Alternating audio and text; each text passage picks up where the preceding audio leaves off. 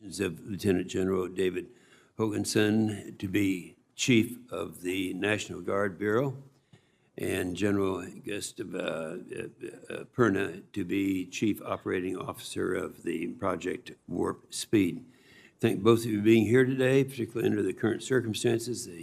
What we're facing now, we're doing things differently. I know you're down there. I can barely see you, but anyway, we enjoy meeting the families and all of that. We're not going to be able to do it the same way. When you do your opening statement, you may want to introduce families that may be looking on, if that sounds all right. You've both been nominated for positions at the forefront of the current challenges, and as we consider your nominations, we'll be looking to ensure that you can provide the solutions, expertise, and reassurance needed for these circumstances.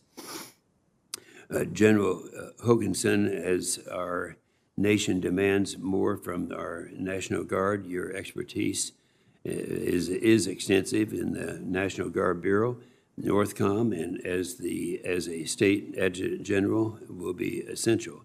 Across the country, tens of thousands of guardsmen are on the front lines of the coronavirus response. They deserve strong, measured, and mature leadership from their advocate on the Joint Chiefs of Staff.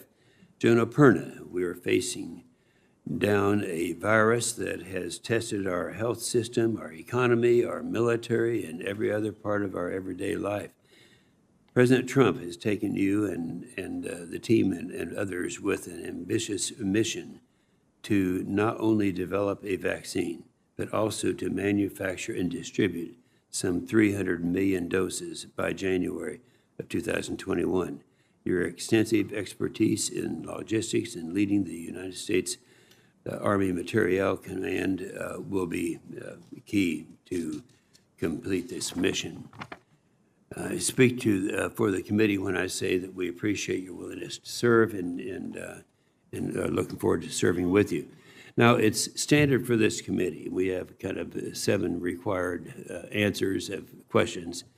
It's standard for the committee to ask certain questions in order to exercise its legislative and oversight responsibilities. But before I begin, General Perna, I commend the integrity that you've shown in bringing to the committee's attention the fact that while continuing to serve in your current position as Commander, U.S. Army Materiel Command, you have ensured that AMC provided all necessary support to Operation Warp Speed as directed. In addition, you have taken prudent steps to prepare for the new duties and responsibilities that you would assume to be the Chief Operating Officer of Operation Warp Speed. The committee has reviewed the information provided and deems your actions appropriate under these circumstances. So, gentlemen, when I ask these questions, we want an audible yes or no.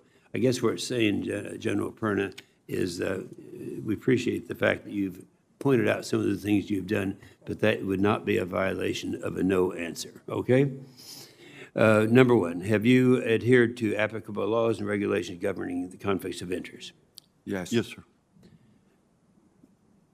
Will you ensure that your staff complies with deadlines established for requested communications, including questions for the record in hearings?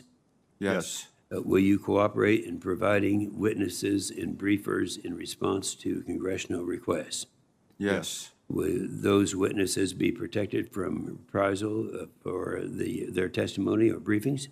Yes. Yes. And do you agree, if confirmed, to appear and testify upon request before this committee? Yes. And do you agree to provide documents, including copies of electronic forms of communication, in a timely manner when requested by a duly constituted committee, or to consult with the committee regarding the basis for any good faith delay or denial in providing such documents? Yes. Yes. And lastly, have you assumed any duties or undertaken any actions which would appear to presume the outcome of the confirmation process? No. No. Very good. I don't have to tell you, either of you, about the many challenges that face the nation right here and across the world, Every year, it seems that this committee has focused on turn to an emerging issue. Last year, it was the privatized housing crisis, which we handled in, I thought, really a great way, and people did respond, and to the satisfaction, I believe, of those who had brought the problems to our attention. Throughout it all, we also remained focused on ensuring that DOD has the authorities and resources it needs to implement the National Defense Strategy, the book that we quite often refer to. As senior leaders of the Department of Defense today and in the positions for which you have been nominated, you have and would continue to play key roles, both in winning and the great power competition and in taking care of the people. We're talking about the great power competition, of course, with China and Russia. We look forward to hearing from you in your views. Senator Reed. Well, thank you very much, Mr. Chairman. I want to join you in welcoming our nominees this morning. I appreciate their flexibility along with the cooperation of our colleagues as we continue to do the important work of the committee under these challenging circumstances. I would like to thank the families of the nominees. General Hokanson is joined today by his wife, Kelly, and they are the proud parents of Victoria, an Air Force Space Operations Officer, Danny, an Army Special Forces Officer, and McKinnon, an Army Infantry Officer serving in the Ranger Regiment.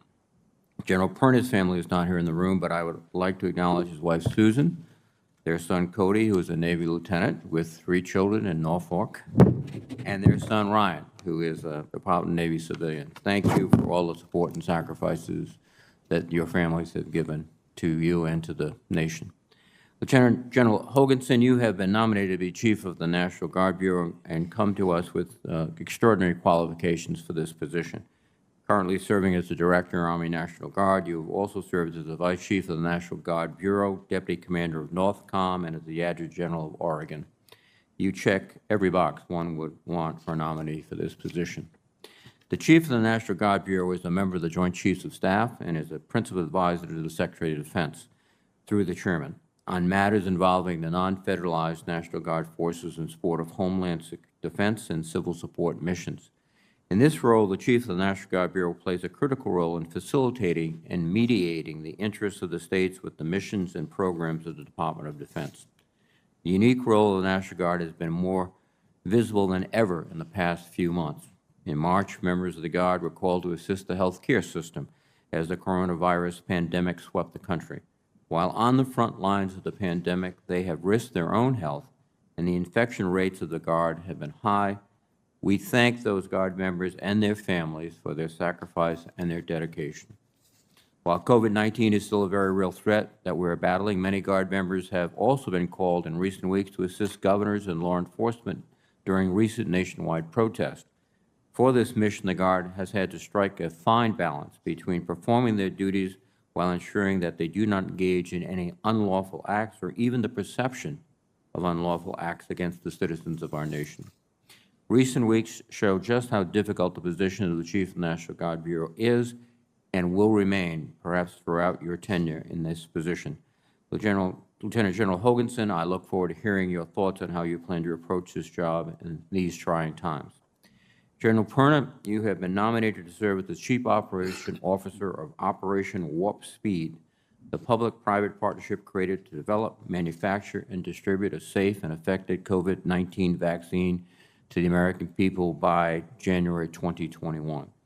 You bring an important skill set and expertise to this endeavor, having served your entire career as an Army logistician. Notably, you most recently served as the commander of the Army Materiel Command, overseeing more than 190,000 military, civilian, and contractor employees, and managing a global supply chain that provides material and sustainment to Army forces around the world. General Perna, I want to commend you for being within weeks of retirement, and yet you did not hesitate to accept another position, and a challenging one at that. The committee, indeed the entire country, are still waiting for more details about Operation Warp Speed. We're interested in hearing from you about what the role of the Defense Department will play in this effort, the resources it will need, and the way in which a vaccine will be equitably distributed among the American people, to include DOD, military, and civilian personnel. But we have great confidence in your skill and your integrity and your dedication to the Constitution. I look forward to hearing from both the nominees. Thank you, Mr. Chairman. Thank you, Senator Reed. This will be the committee's first hearing with some senators attending remotely, so I want to let everyone know how we're going to run this thing. Since it isn't possible to know exactly when our colleagues who will be joining us via computer arrive, we will not be following the normal standard that we do on first come, first served, early bird, and so forth. Instead, we'll handle the order of questions by seniority, alternating with sides at the end of each one. Once we reach the end, if there's anyone who we've missed, we'll start back at the top and until we reach everybody. Finally, to allow for everyone to be heard, whether in the room or on computer, I ask all colleagues to please be sure to mute your microphone. So, Senator Wyden, I assume you're down there someplace. Mr. Chairman. Oh, there you. Oh, I see. Remote. You're recognized for an introduction. Thank you very much, Mr. Chairman and Ranking Member Reed. And I want to thank my colleague, my classmate, Senator Reed, for an extraordinarily good statement with respect to the exemplary role the National Guard is playing right now. And I thank both of you, Chairman Hoff and Senator Reed, for the chance to come. It's a privilege to be able to introduce a longtime friend, General Dan Hokanson, and I understand that his wife Kelly is there, and I think perhaps even his 4 kids. They are all military all the time, and Oregonians are just thrilled that he has been nominated to serve as the next chief of the National Guard Bureau. And I will tell you, you all have got the right guy for the job. As both of you, the chairman and Senator Reed, have touched on, we need sensible leaders with sound character and strong morals now more than ever. And if you look at General Hokanson, what you will see is somebody who embodies those values. He's a West Pointer with a long and distinguished career. He's led our troops in Iraq. He's led them in peaceful missions at home in Oregon, and he has served at some of the highest levels of National Guard leadership. At home in Oregon, I can tell my colleagues on the committee, we really don't have the big military bases that you see so often, for example, say in the East and the South. So we've got so many Oregonians expressing their patriotism through the National Guard, and many of them serve 2, 3, 4 tours of duty, and we are so proud of them. And General Hokanson, I can tell you, has been a source of inspiration for many of those Oregonians who've served in the Guard. Now, I'm going to wrap up with just one kind of simple statement. If I were to go through, Chairman Inhofe and Senator Reed, the list of awards and decorations that General Hokanson has earned, I'd still be talking at breakfast time tomorrow. So I don't want to be accused of filibustering you all, and we want to get this good man confirmed. And I'll just close by way of saying, I believe he will be a superb chief of the National Guard Bureau. Thank you for giving me the opportunity to come, and I certainly hope that the committee will report this outstanding public servant favorably, and the Senate will confirm him in short order. Thank you. Thank you very much. Thank you, Senator Wyden. We now recognize Senator Jones to introduce General Perna. Senator Jones? Yes, thank you, Mr. Chairman and Ranking Member. It's my honor today to introduce my friend, General Gus Perna, to this committee, someone who probably really needs no introduction, but I am honored and humbled to be here with him today. I first met General Perna in 2018, shortly after my election to the Senate. He was kind enough early on to arrange an in-depth tour of Redstone Arsenal, where he is based as the Chief of the Army Material Command. It was an amazing experience for me. And shortly after that, he came up to Washington and met with me in my office to talk with me about the important role of Redstone and how it plays to Alabama, but also importantly to our nation's security. To say that I was impressed early on would be an understatement. And I was impressed not with just his command of his command, but also with his commitment. Commitment to service, commitment to his command, commitment to the people that serve under him, and commitment to the United States of America. Now, he came to Huntsville as the Deputy Chief of Staff of the Army Material Command, where he served for a couple of years before taking the helm and answering the call to be the chairman, to be the chief of the Army Material Command there in Redstone Arsenal in Huntsville, Alabama, where he's done a magnificent job. And I will tell you candidly, Mr. Chairman, that over the last 2 years of my tenure on this committee, and my staff have quietly tried to slip into the NDAA language that would prevent his retirement so that we could keep him in Alabama. Unfortunately, your staff and the ranking member staff were able to catch that very quickly, but we did not want to lose him from Alabama.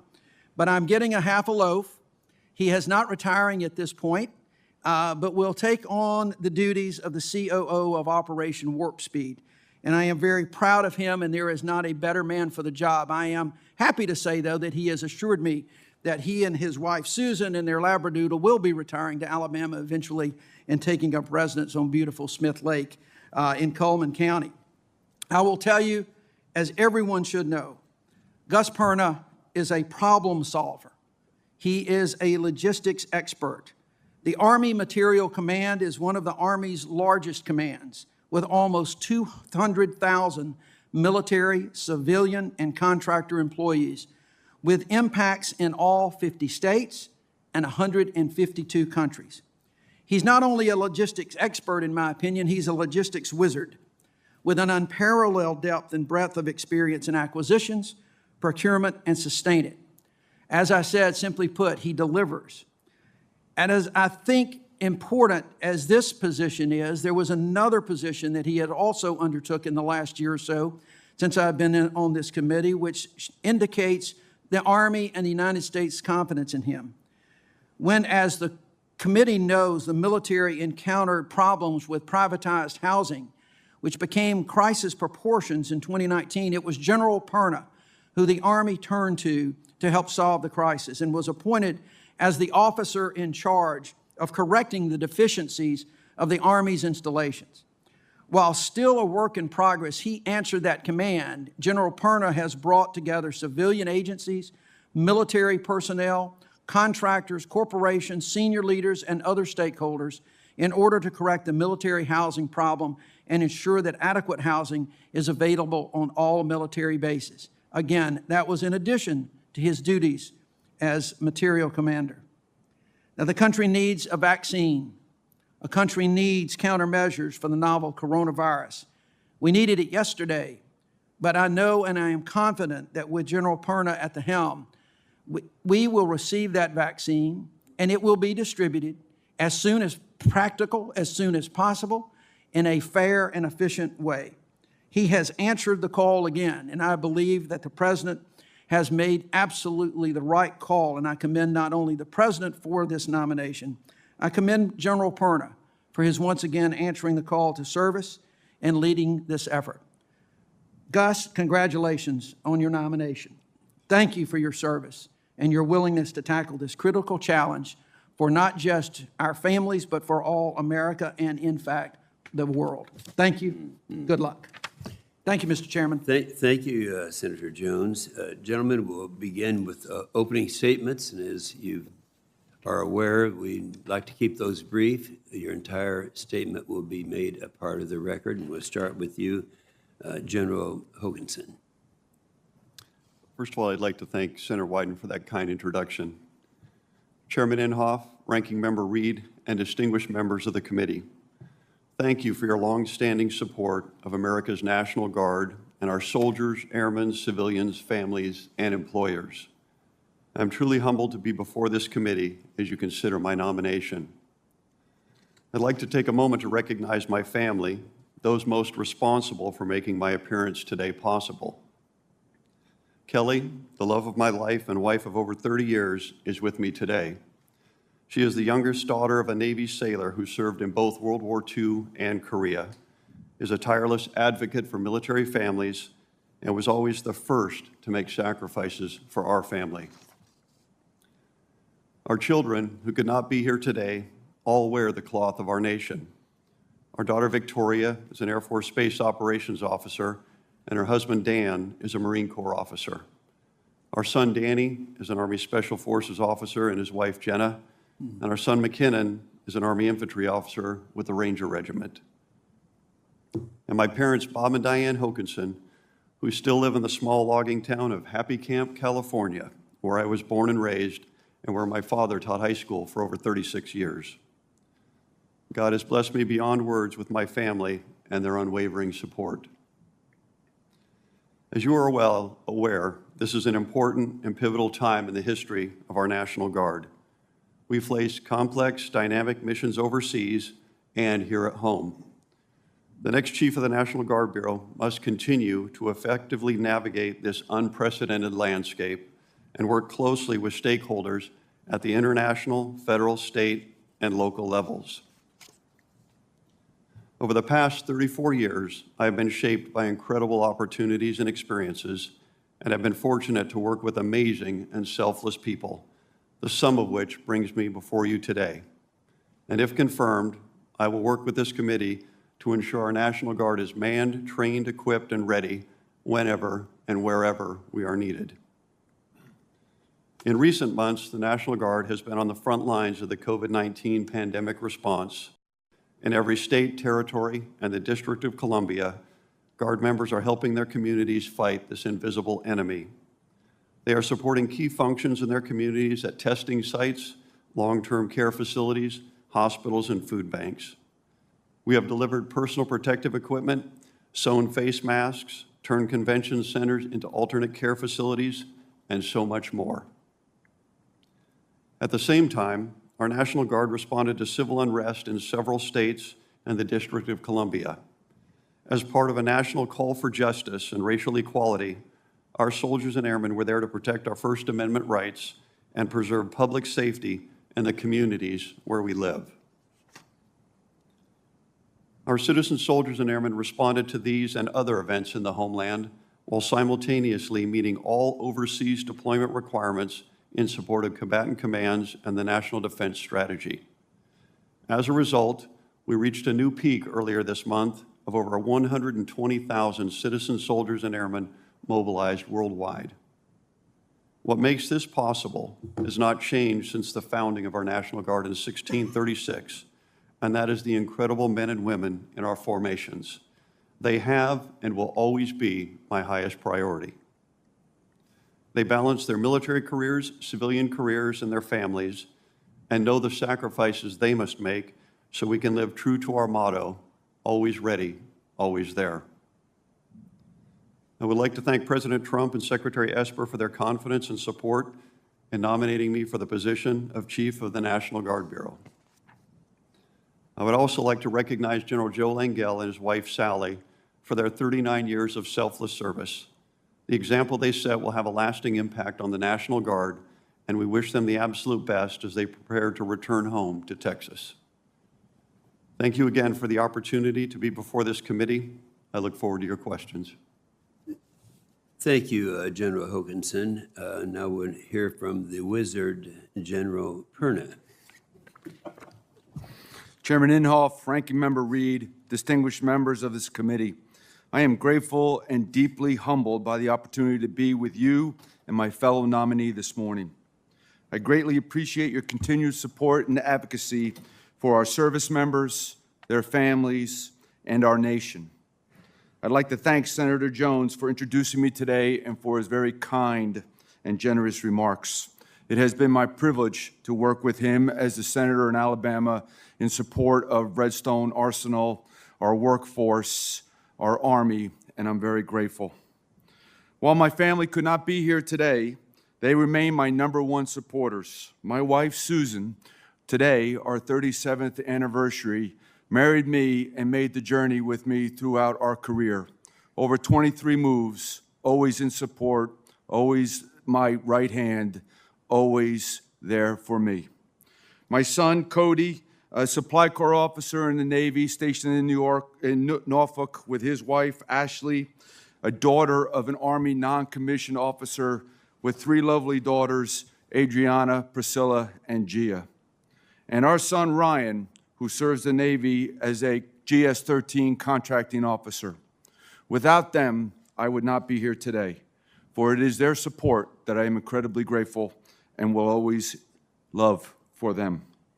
Nor could I be here without the friends or the mentors who have been with me and helped me over the years. Thank you. I want to thank Defense Secretary Mark Esper and Health and Human Services Secretary Alex Azar for their trust and confidence in me and for supporting the President's nomination for me to lead Operation Warp Speed Task Force as the Chief Operating Officer.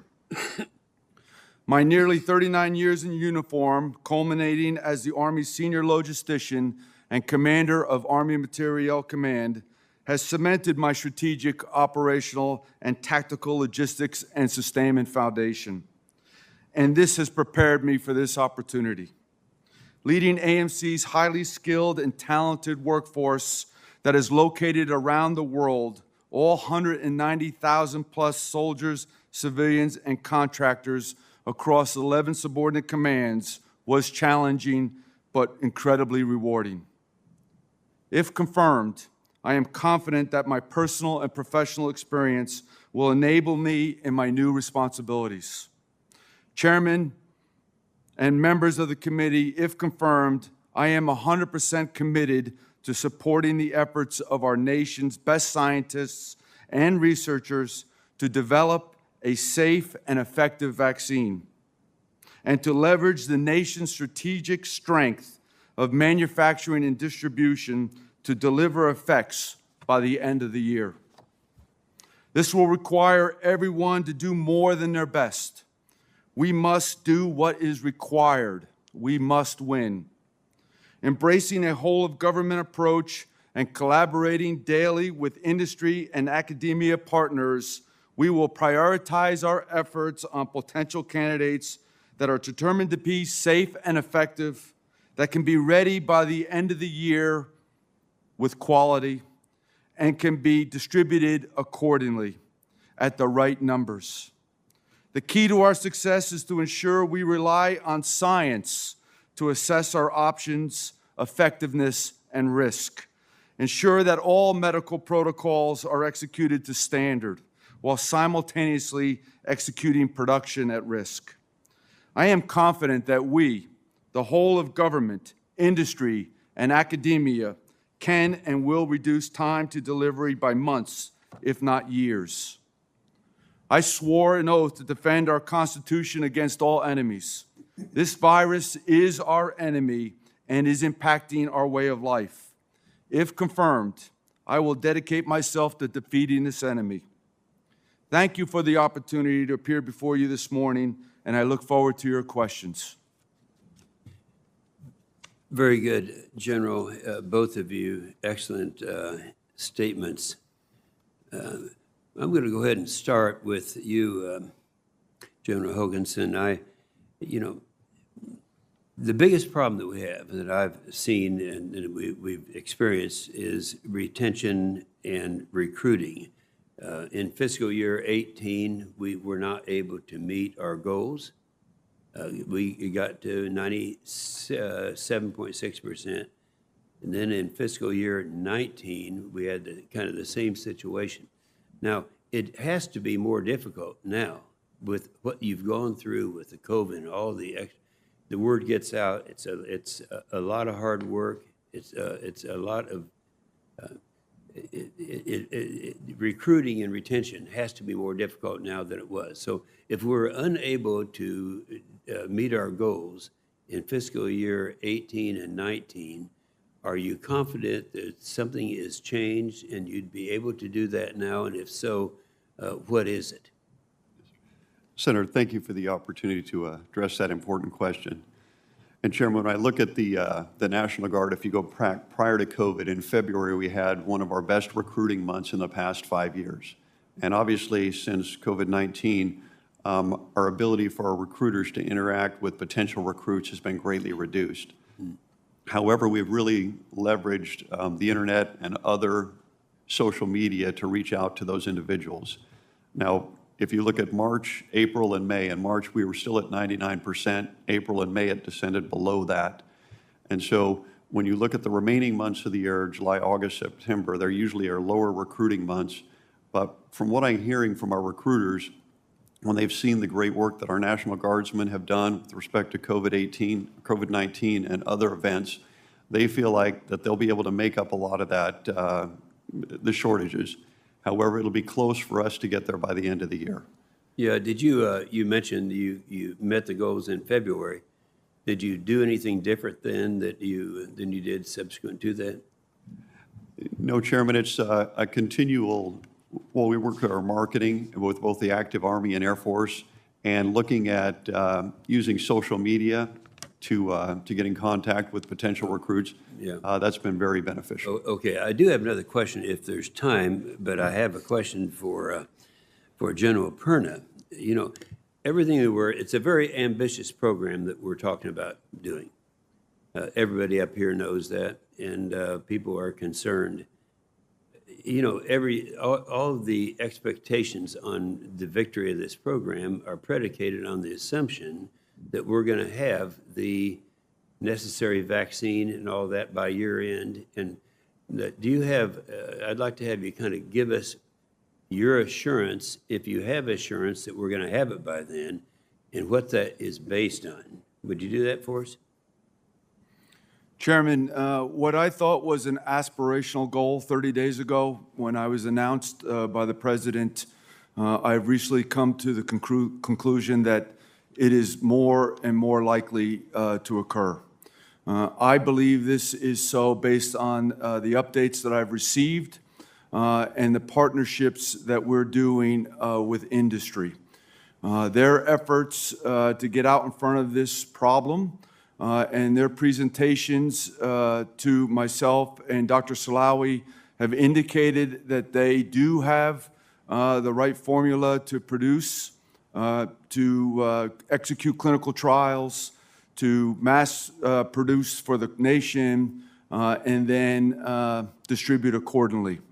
At this time, what we're still working our way through, of course, is that we must make sure that science leads us to our conclusions, right? And that we assess the risk accordingly so that we can determine the effectiveness of the vaccine, because it must be safe, first and foremost, and then effective.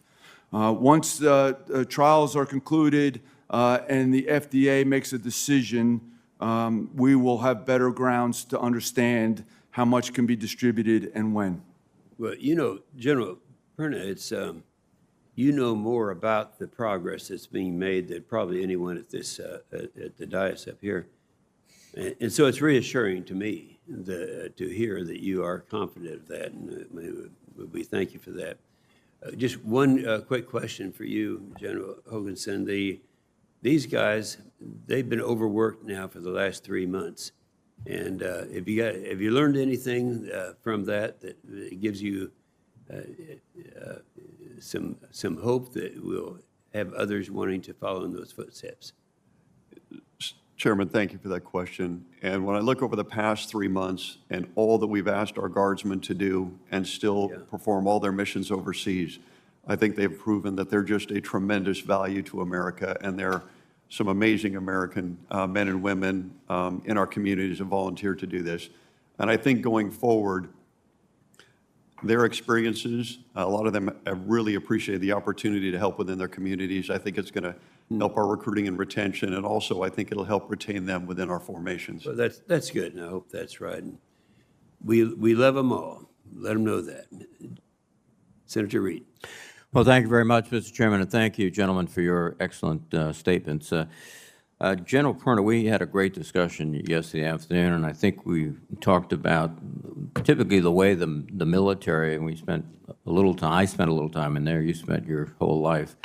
The model is plan for the worst and hope for the best. Here in D.C., and this is a bipartisan model, It's usually plan for the best and ignore the worst. And you're going to be caught right in the middle of that.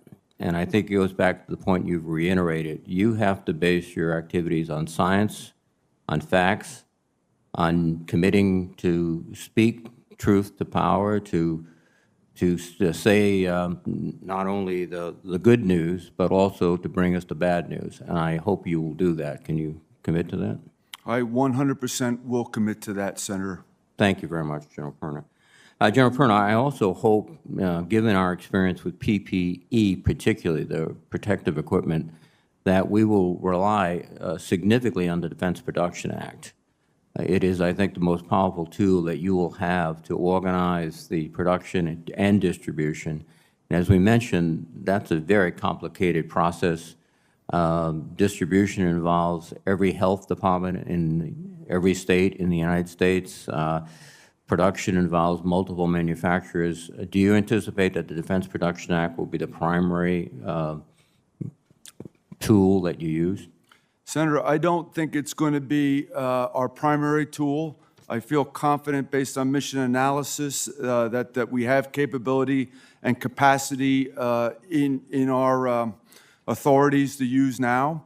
With that said, I do have direct access to the Defense Planning Act, Production Act through HHS and the Department of Defense, and I feel 100% confident that I can access when I need. We do not want to replicate the PPP situation. I acknowledge. In which states were out internationally trying to hustle equipment, and that's not an exaggeration, from China, paying extraordinary prices for equipment that they could have had.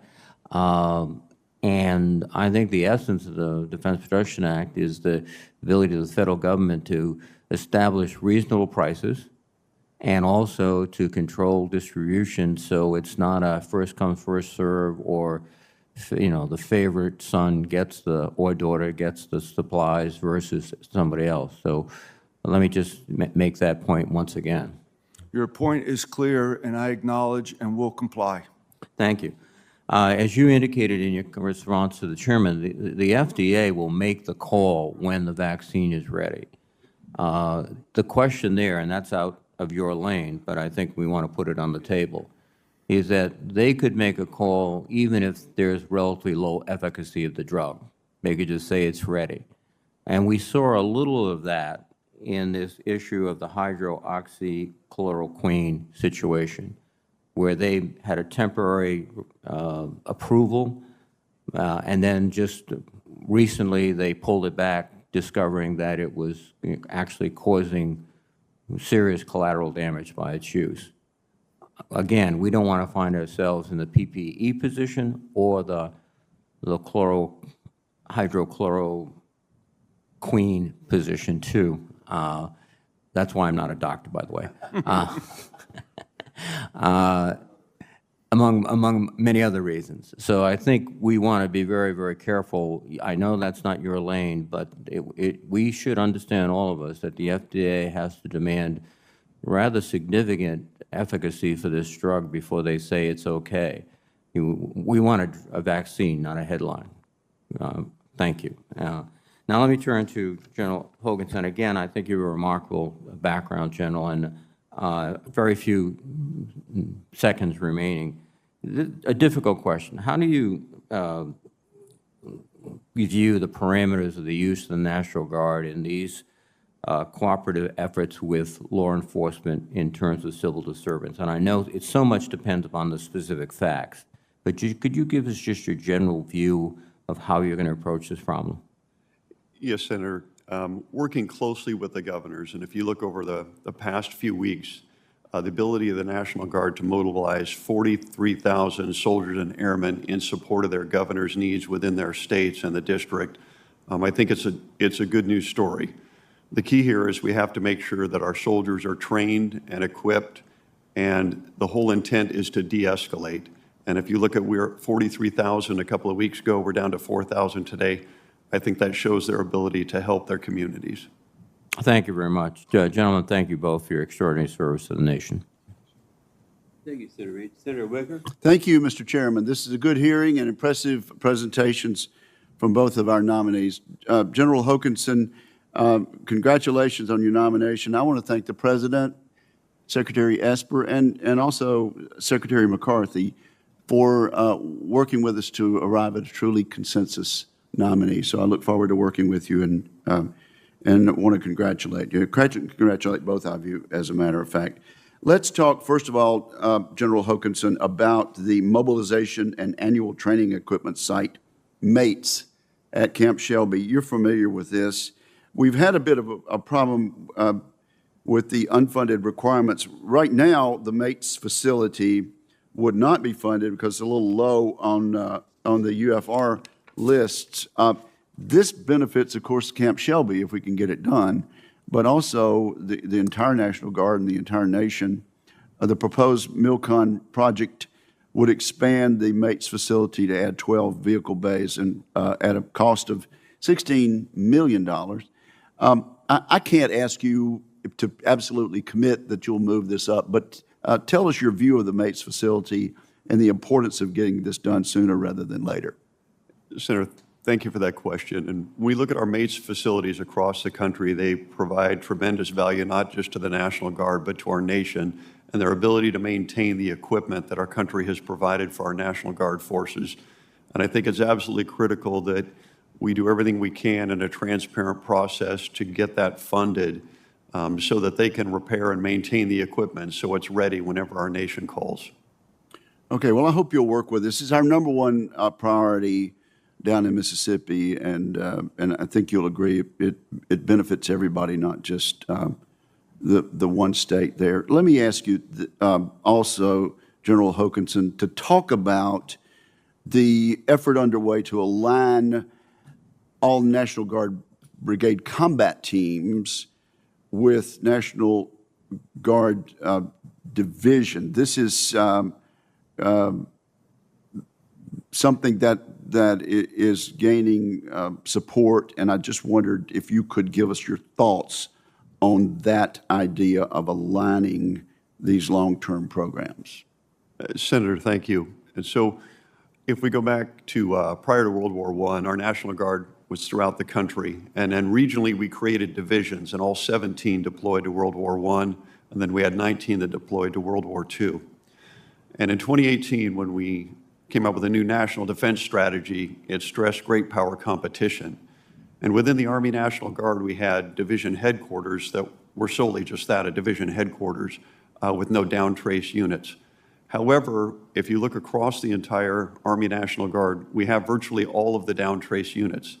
And so the proposal we brought up within the Army National Guard is to develop a training association, not only for our brigade combat teams, but for all formations, so that instead of just having 10 active Army divisions, we would have a total of 18 Army divisions. And senators, you know, that provides not only great deterrent value, but it provides the opportunity from some of our smaller states who have outstanding leaders to get opportunities to serve at higher levels. So this idea would promote long-term growth and prosperity for the Guard, would it not? Yes, Senator, it would. Okay, and let me then quickly turn to General Perna. You have quite a task ahead of you and a short time frame. The ranking member asked you about the Defense Production Act. That's a tool, but not your primary tool, we're learning. You may not have looked at this, and you may not be aware that I've been an advocate, sometimes a voice crying in the wilderness, for prize competitions. Let me just suggest that you and your team consider that as you're trying to get something done big to scale in a small time. Humankind responds to incentives. Innovators have been shown over time, over the centuries, to respond to financial incentives. And I would just ask you not to rule out among your bag of tools some sort of prize competition to financially incentivize these competitors to get there when we need them to get there. And if they do so, and the award of a prize would be money well spent because the taxpayer would be well served. Don't rule that out. You may not want to comment on that. It may be a matter of first impression, but I hope you will consider it and use it as one of the ideas. I fully agree with you, Senator. Thank you, sir. Thank you, Mr. Chairman. Senator Gillibrand. Okay, we're going to be going down a list here, and we don't know for sure who might be here remotely, and so I'll just go down on the Democrat side until we have someone here. Senator Shaheen. Senator Blumenthal.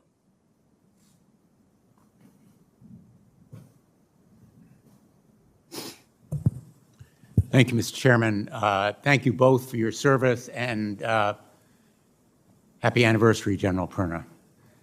Your families, I think, show something very enduring and important about our men and women in uniform, which is often, it's a family tradition, a family affair. I congratulate you as well on your children, and it emphasizes to me, General Hokanson, how the multiple tours of duty of our National Guard over these 20 years have taken a toll on our families. And I know that you will be mindful of the enormous sacrifice made by military families, as well as the men and women who actually serve in uniform. That's particularly true, I've found, in Connecticut, and I know our National Guard leaders in Connecticut think highly of you, and so do I, and I thank you for your service. I look forward to working with you.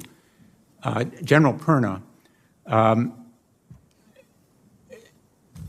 I know you have one of the most challenging and important tasks in our nation today.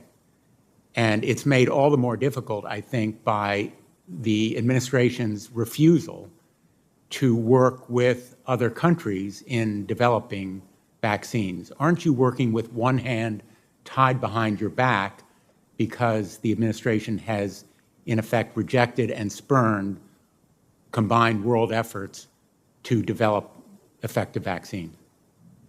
Senator, as we're working right now, we're open to all ideas that will allow us to achieve our mission of obtaining a safe and effective vaccine. And I have not been constrained to a decision to eliminate somebody from that competition. Will you commit to the committee and to the nation that you'll work with any nation that offers cooperation or information relevant to developing vaccines or therapeutics? I commit to working with all nations that we deem are friendly to our national security. Well, but we often work with nations that are sometimes hostile in certain arenas. We trade with them. We work out agreements with them. Will you commit that you will urge both diplomats and fellow leaders in this effort to develop a vaccine that we work with every nation that offers promise in the world of medicine?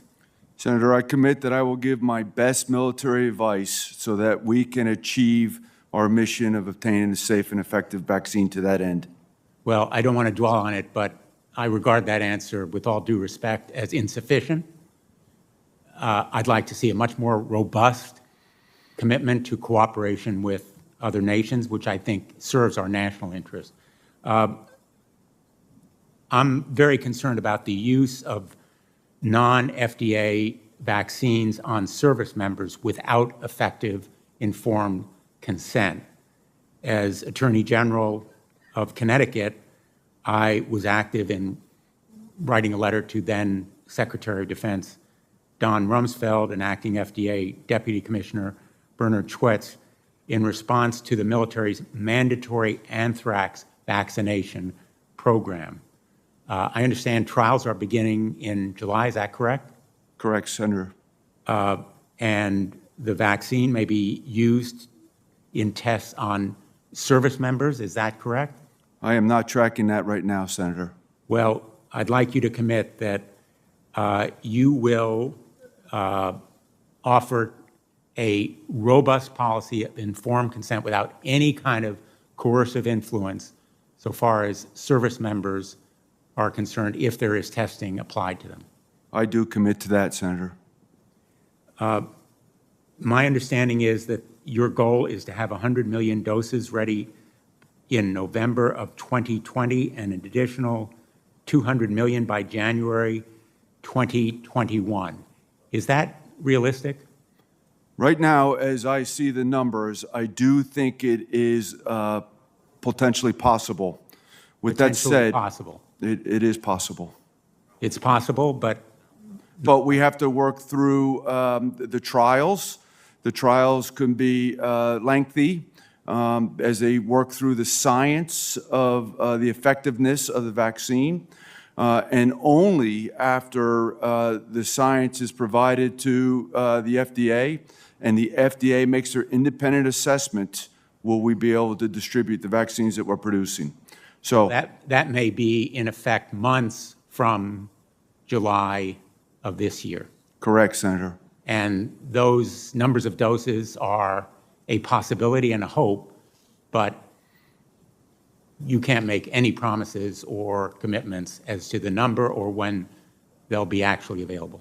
I'm working on the goal to achieve as you articulated, but I cannot promise its end state right now.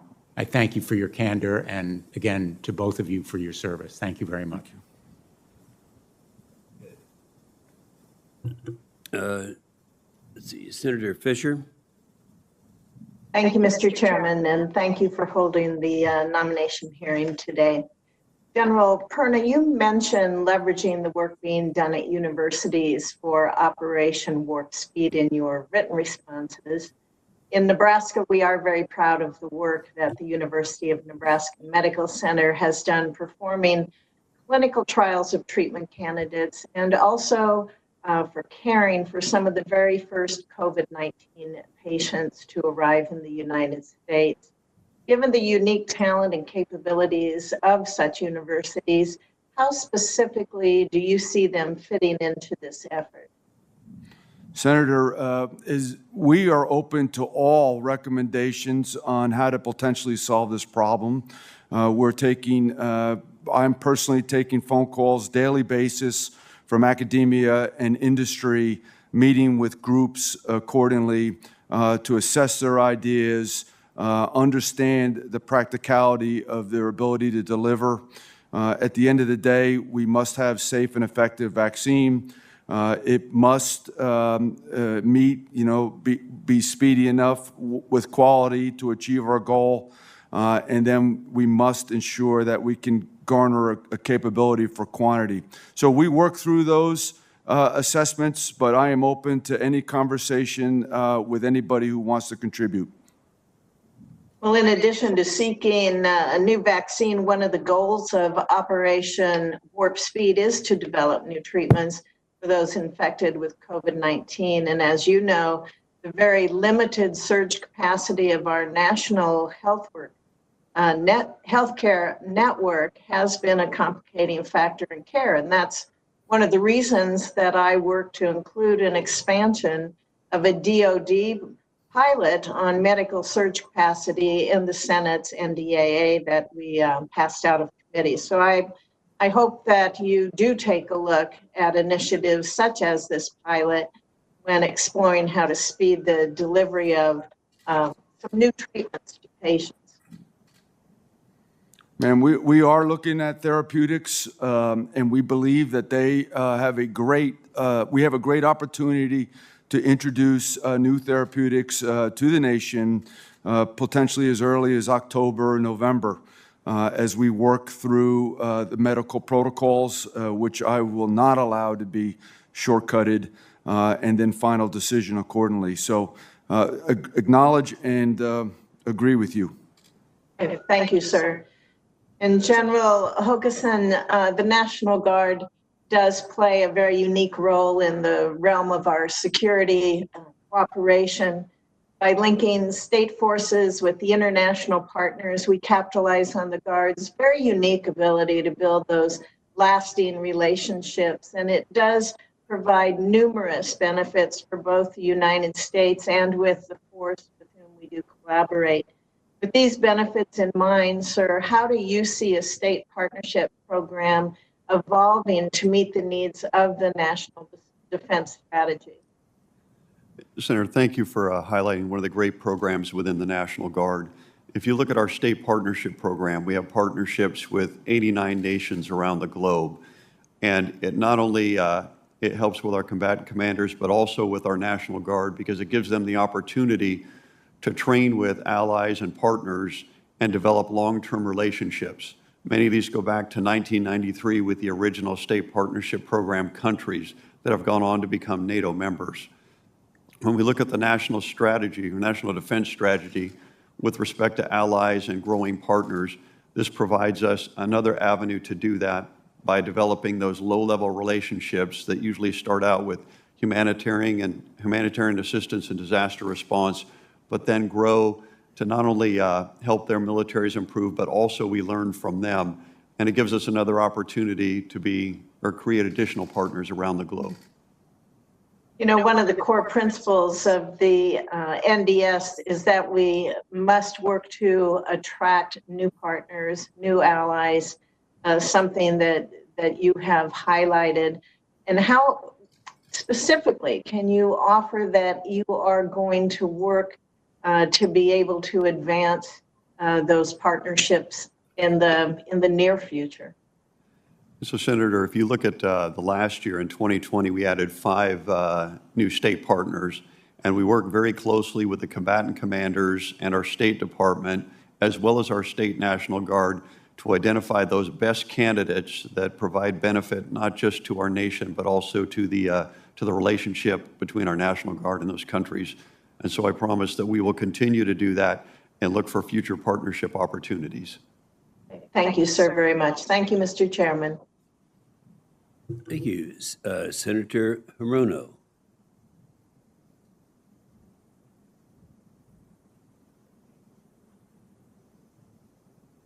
Before any of the committees on which I sit.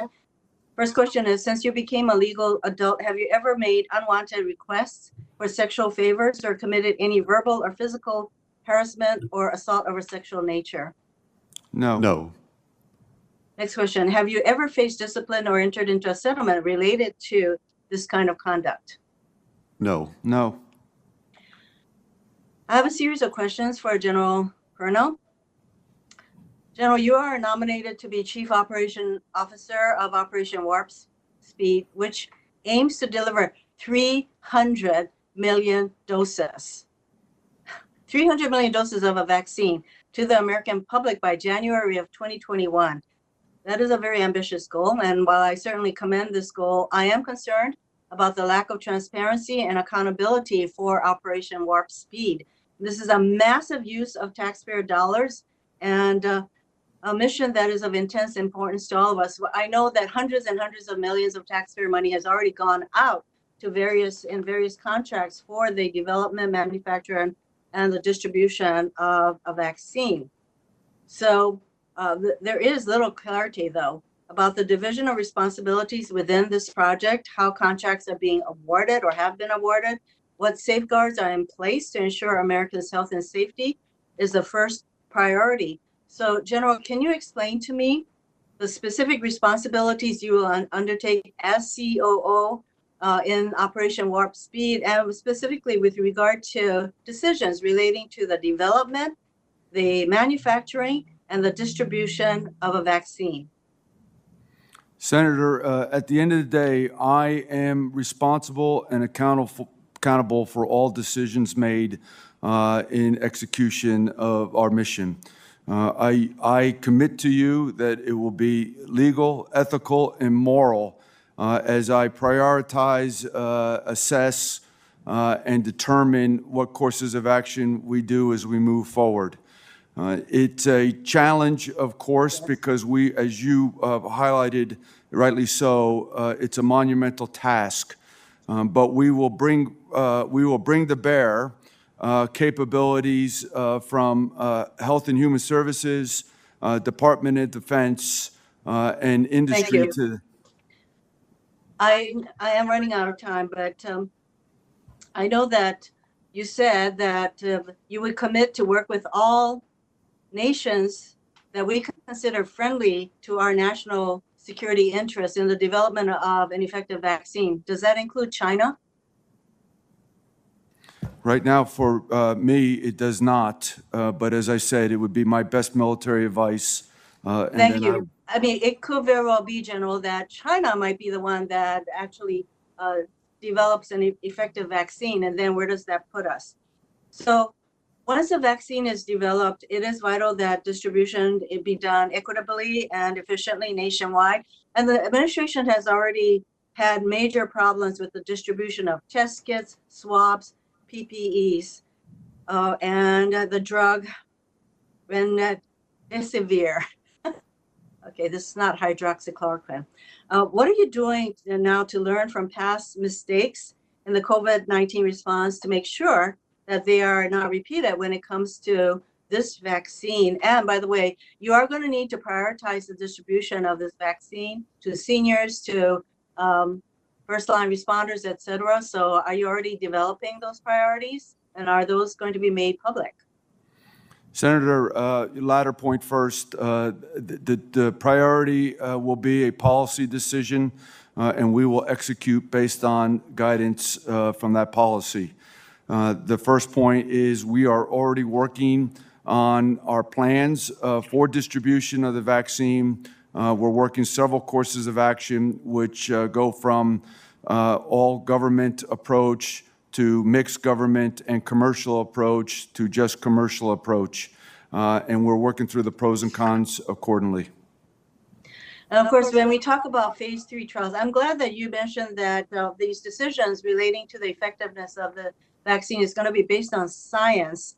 But I understand that there will be production at risk. In other words, manufacturing of a vaccine will take place before we complete phase 3 trials that should involve about 30,000 people. One question, can you give me a commitment this morning, General, that you will brief Congress and the public every 2 weeks on Operation Warp Speed?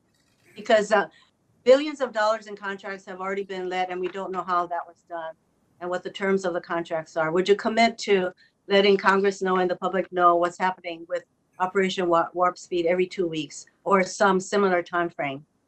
Senator, I will report as directed. That is not a particularly satisfactory response. So you are not. What I'm hearing is you are not making a commitment. It's only as directed. I commit to you that I will I do report not know. accordingly. Thank you.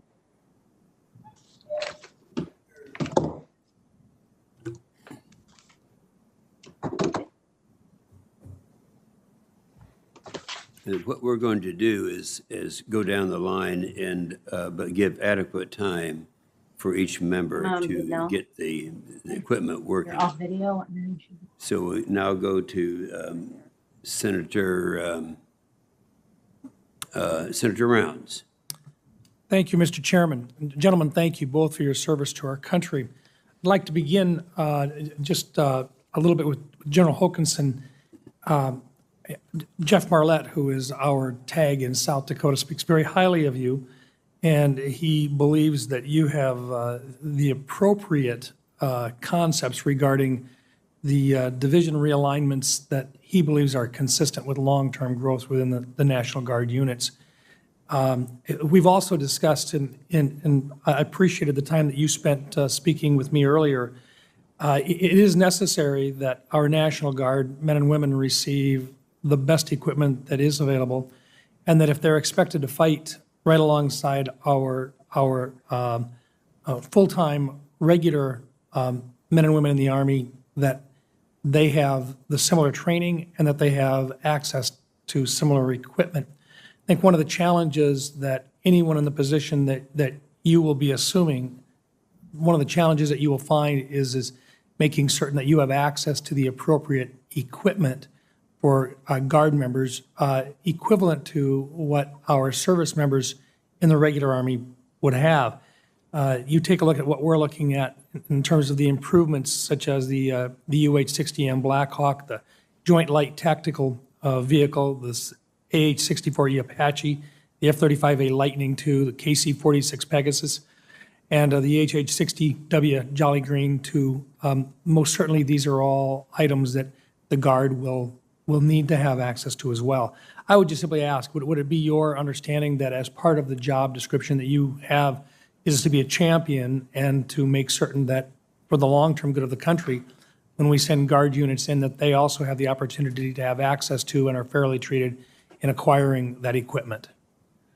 Yes, Senator. And when I look at the National Guard equipment, I want to make sure that at every opportunity, our equipment is not only deployable and sustainable, but it's actually interoperable with the active components, and in many cases, our allies as well.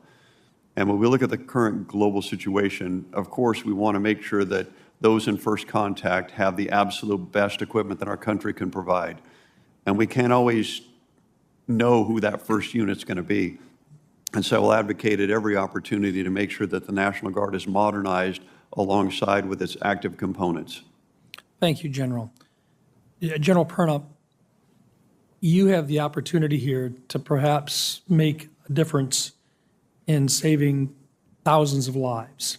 And this particular project, Warp Speed, I don't think has received the credit that it duly deserves.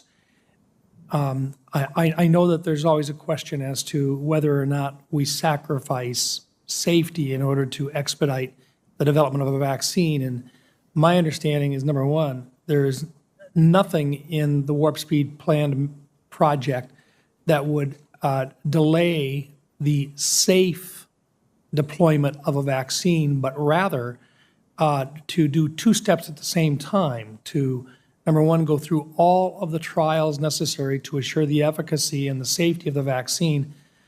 But the importance of Warp Speed is that the federal government has taken upon itself the financial costs of looking at multiple vaccine possibilities in advance and pre-funding the development of those vaccines prior to the determination of their efficacy and safety, but having them available should one or two of them actually be found to have the efficacy and the safety and be ready immediately for production, or to, not for production, but for distribution. Can you go into a little bit what you find in terms of right now, the position that we find ourselves in, the current situation, the current place that you walk into, and either confirm or agree with us in terms of what that might mean in terms of how much time that actually saves us in the delivery of those vaccines?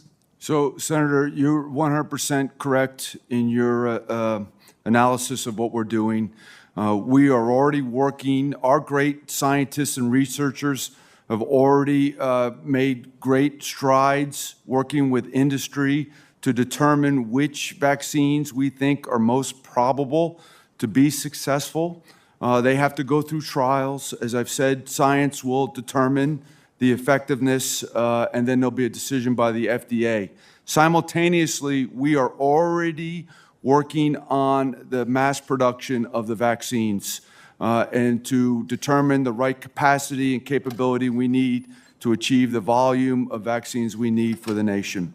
And I feel very good that we will have, likely that we will have a vaccine, and then we're working through the manufacturing now to ensure the quantity that will be available to the American public on approval. Very quickly, any doubt in your mind at all that we will be saving months in this development process using Warp Speed? Absolutely months, if not years. Thank you. Thank you, Mr. Chairman. Thank you, Senator. I've been informed that two of our members were actually on but had mechanical problems. So I'm going to go back to Senator Gillibrand and then to Senator Cotton, then our regular rotation. Senator Gillibrand. Thank you, Mr. Chairman. General Perna, thank you for being here today, and thank you for your answers.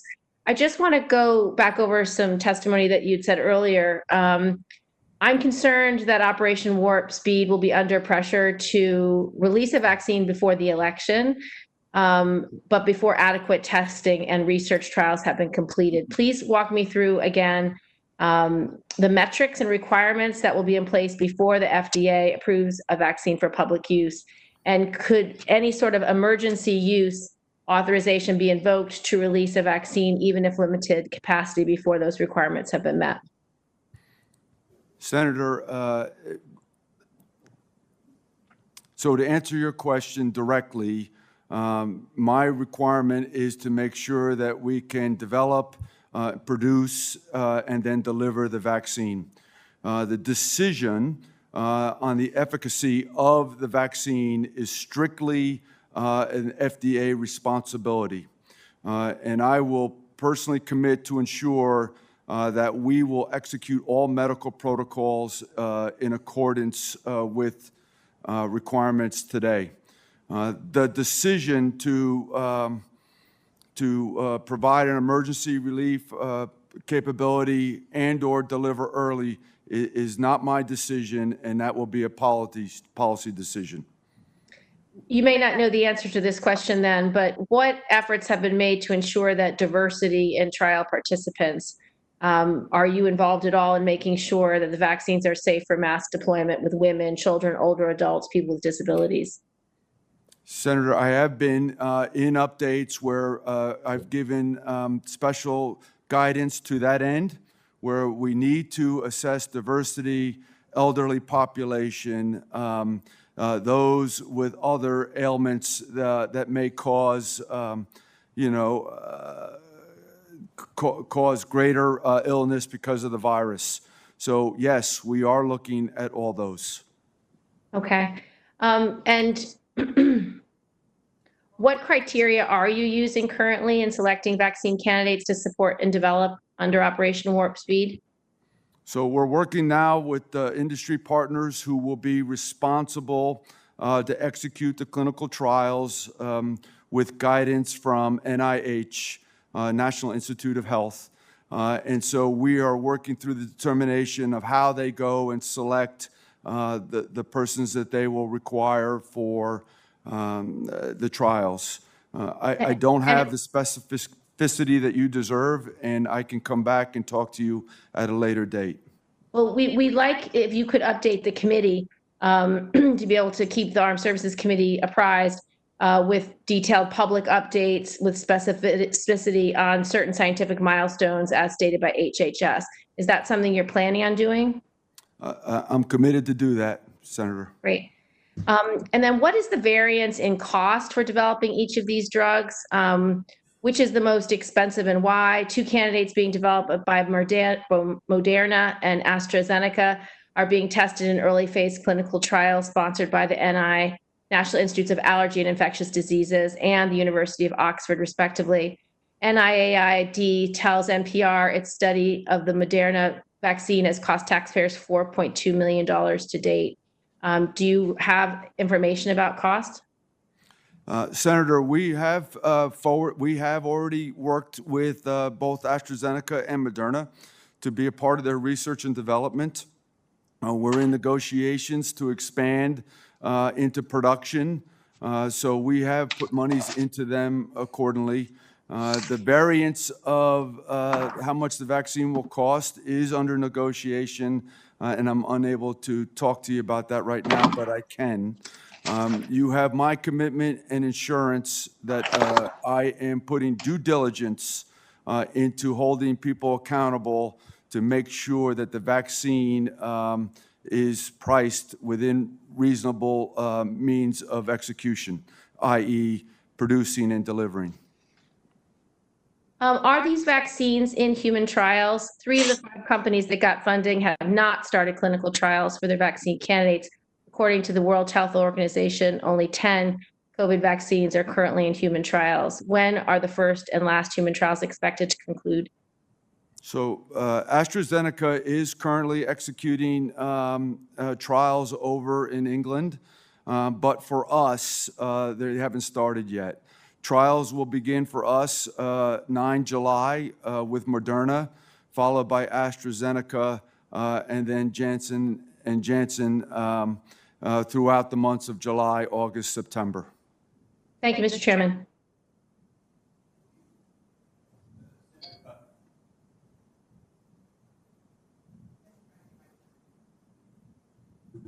Yeah, Senator Cotton.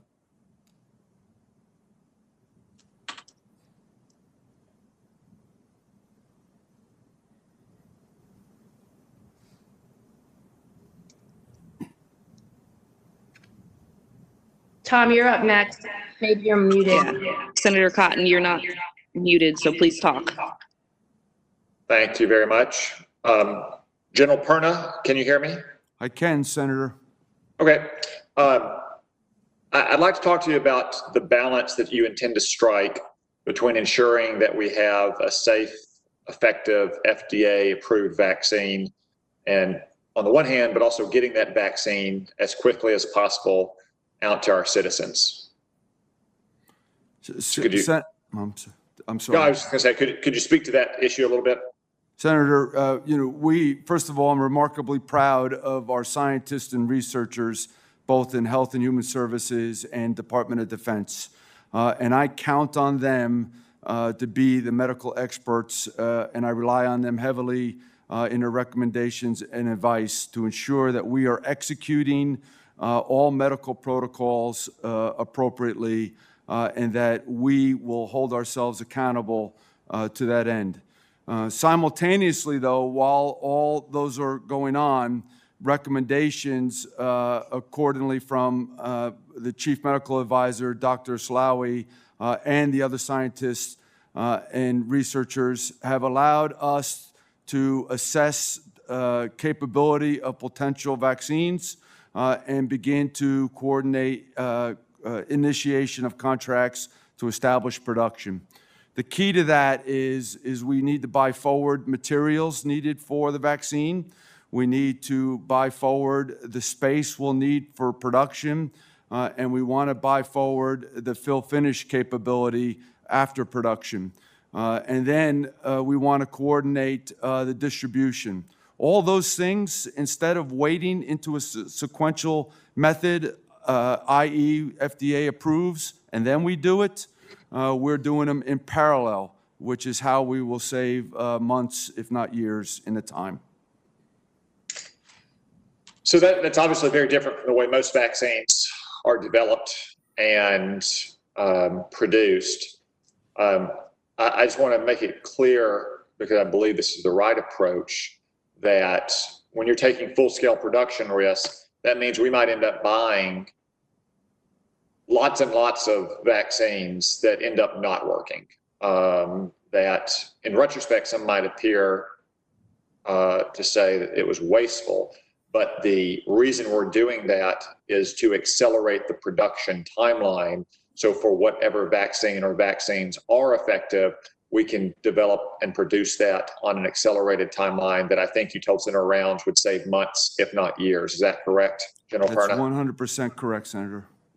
So I just want to highlight that right now, that we are taking production risks that in retrospect might appear to have squandered lots of money, but that is a risk we are bearing up front precisely so we can get vaccines out to our people that are effective and FDA approved as quickly as possible, given the limitations of scientific research, testing, and our manufacturing capability.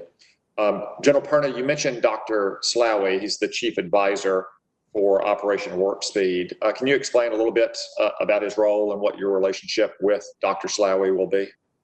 Dr. Slaoui was brought in to be the chief medical advisor by Secretary Azar. I have a very, very close relationship with him. I did not know him until the 13th of May when I met him in the White House. Since then, I have spoke with him every single day about what we're doing. I rely on him heavily, recommendations and advice, as he really is a renowned expert in vaccine development. Currently, 14 vaccines are contributed directly to him, and his efforts, selfless, are going to help us achieve our goal. Okay, thank you very much, General Perna. Congratulations to you both on your nominations. I hope the committee and the Senate can move forward with them in a prompt fashion.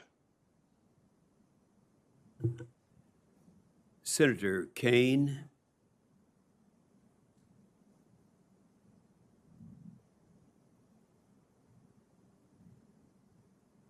Did he say Kane or King? No, this is Kane. King is next. Okay, Senator King. Thank you, Mr. Chairman. General Hokanson, first, I want to say I have a very, very warm spot in my heart for the National Guard. As governor, I had one of the largest call-ups in our state's history when we had a disastrous ice storm that knocked about half of our people off the electric grid. The Guard was absolutely indispensable. So I have a very strong belief in the efficacy and the importance of the Guard. A specific question. The Guard is now being called upon, as you mentioned in your testimony, in areas of these protests around the country. Do the Guard units that are being called up in that regard have any special training in the area of crowd control and training to deal in these kinds of very difficult situations where we weigh civil liberties against public order? Senator, thank you for that question. And yes, they do. And we rely on our state adjutants general to make sure that any of our soldiers that are employed in that manner are trained and equipped prior to them assuming those duties. Thank you. General Groves, I mean, General Perna, you've got one of the most important assignments in the United States government right now. And I wanted to touch just on a couple of points that have been made previously. This administration rather famously has some disdain for international cooperation and international organizations, left the World Health Organization. I hope that you will continue to cooperate with international efforts to find a virus. This virus doesn't care whether you're Brazilian or American or English. So it just strikes me that there may be additional science and wisdom being developed in other parts of the world that we should take advantage of. One of my mottos is all of us are always smarter than one of us. And can you commit that you are open to working with international partners on this project? I do commit to that, Senator. All the questions today have revolved around the relationship between safety and speed. I think it's very important to refer back to 1955 and the Cutter vaccine, which was administered to 200,000 children in the Midwest and West, 40,000 of whom ended up contracting polio.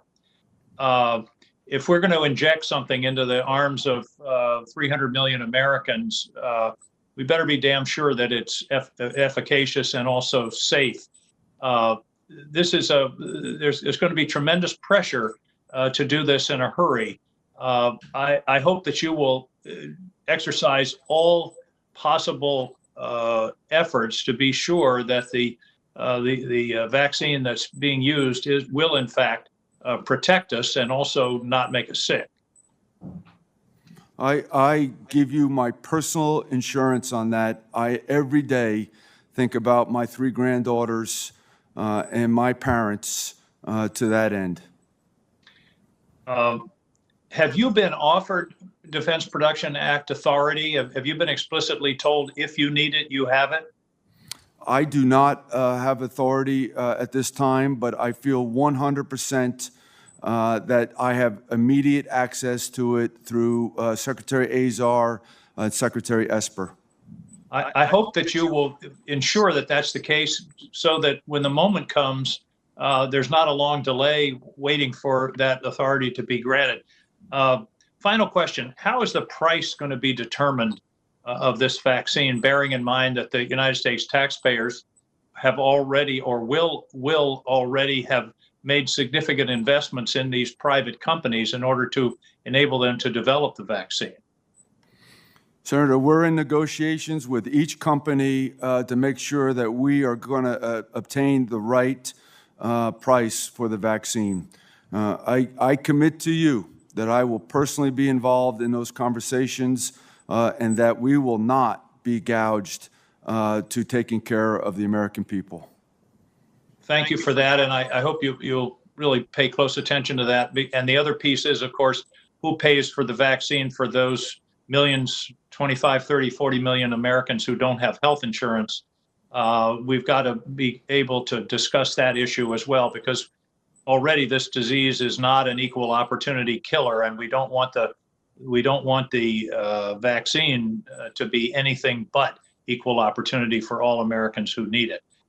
Thank you, General. I look forward to working with you and appreciate your willingness to take on this incredibly important project. Thank you, Senator King. Senator Ernst.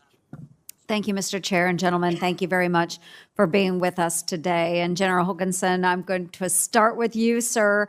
Obviously, I am a very proud retired National Guardsman, and so our National Guard forces remain near and dear to my heart. Whenever Americans are needed in a time of crisis, it is our National Guardsmen that step up to that call. So I applaud them for their service and dedication.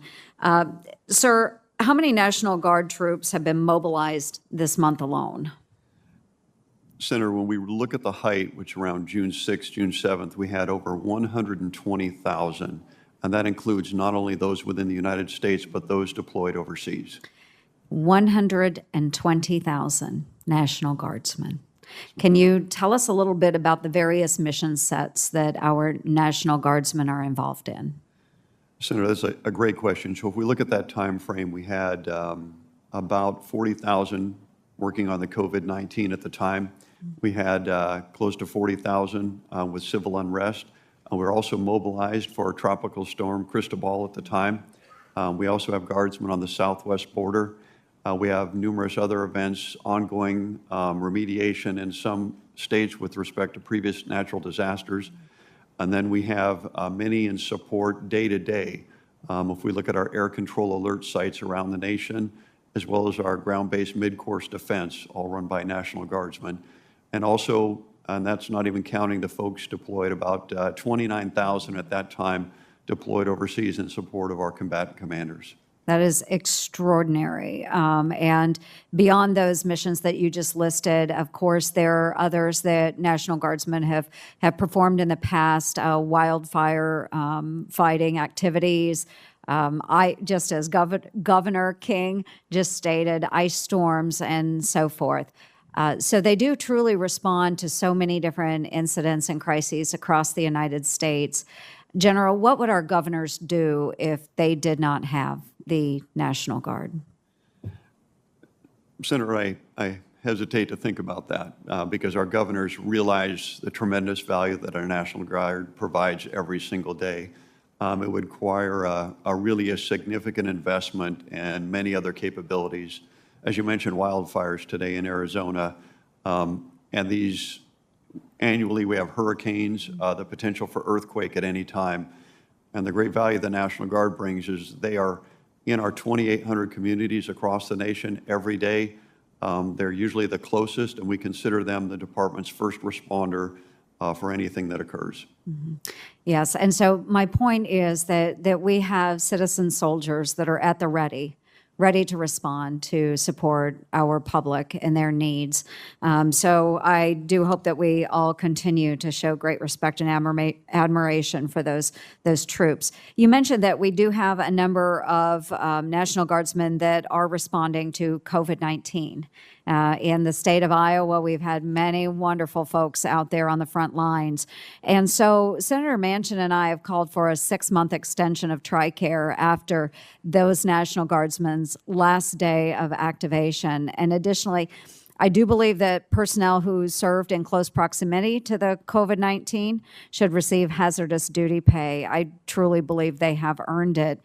So, General, how does the National Guard plan to address medical issues that come up after the deployments for those that were working on the coronavirus and civil unrest missions?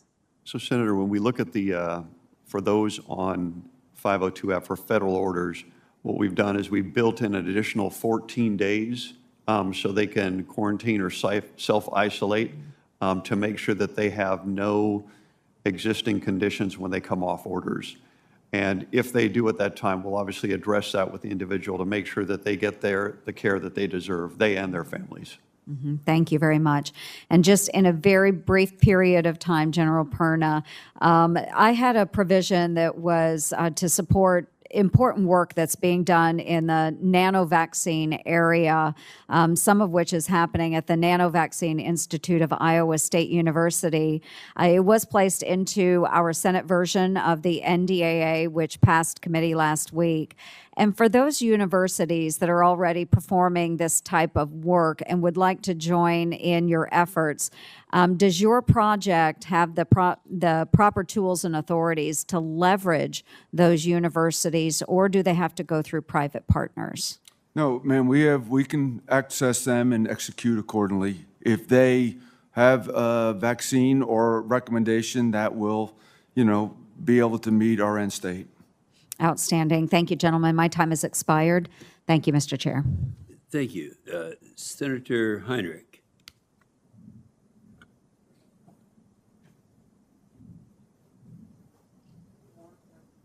I know that, but yeah, I know who's next. I'm trying to give enough time for people to get their operations going there. Okay, Senator Warren.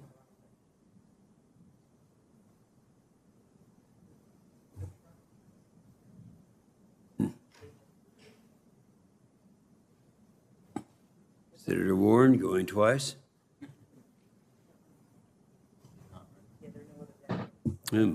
All right, Senator Peters. Okay. Senator Manchin. Go to your side. Okay. All right.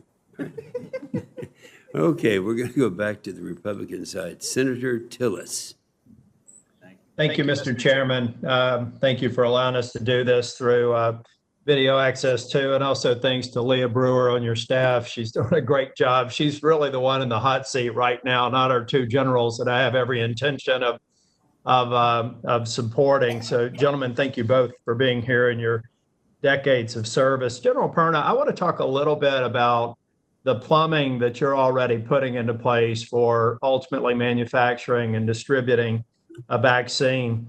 It's my understanding that through some of the BARDA authorities, you've already got manufacturers who have figured out a way to create chipless vials, and that gives them the ability to increase the capacity of their lines by, I think, as much as 50%. I've heard reports that there's another BARDA approval that's increasing the size of the vial so that you can get as many as 10 doses in a single vial. Can you give me an idea of what positive steps we're already taking to get the plumbing in place before we have a vaccine?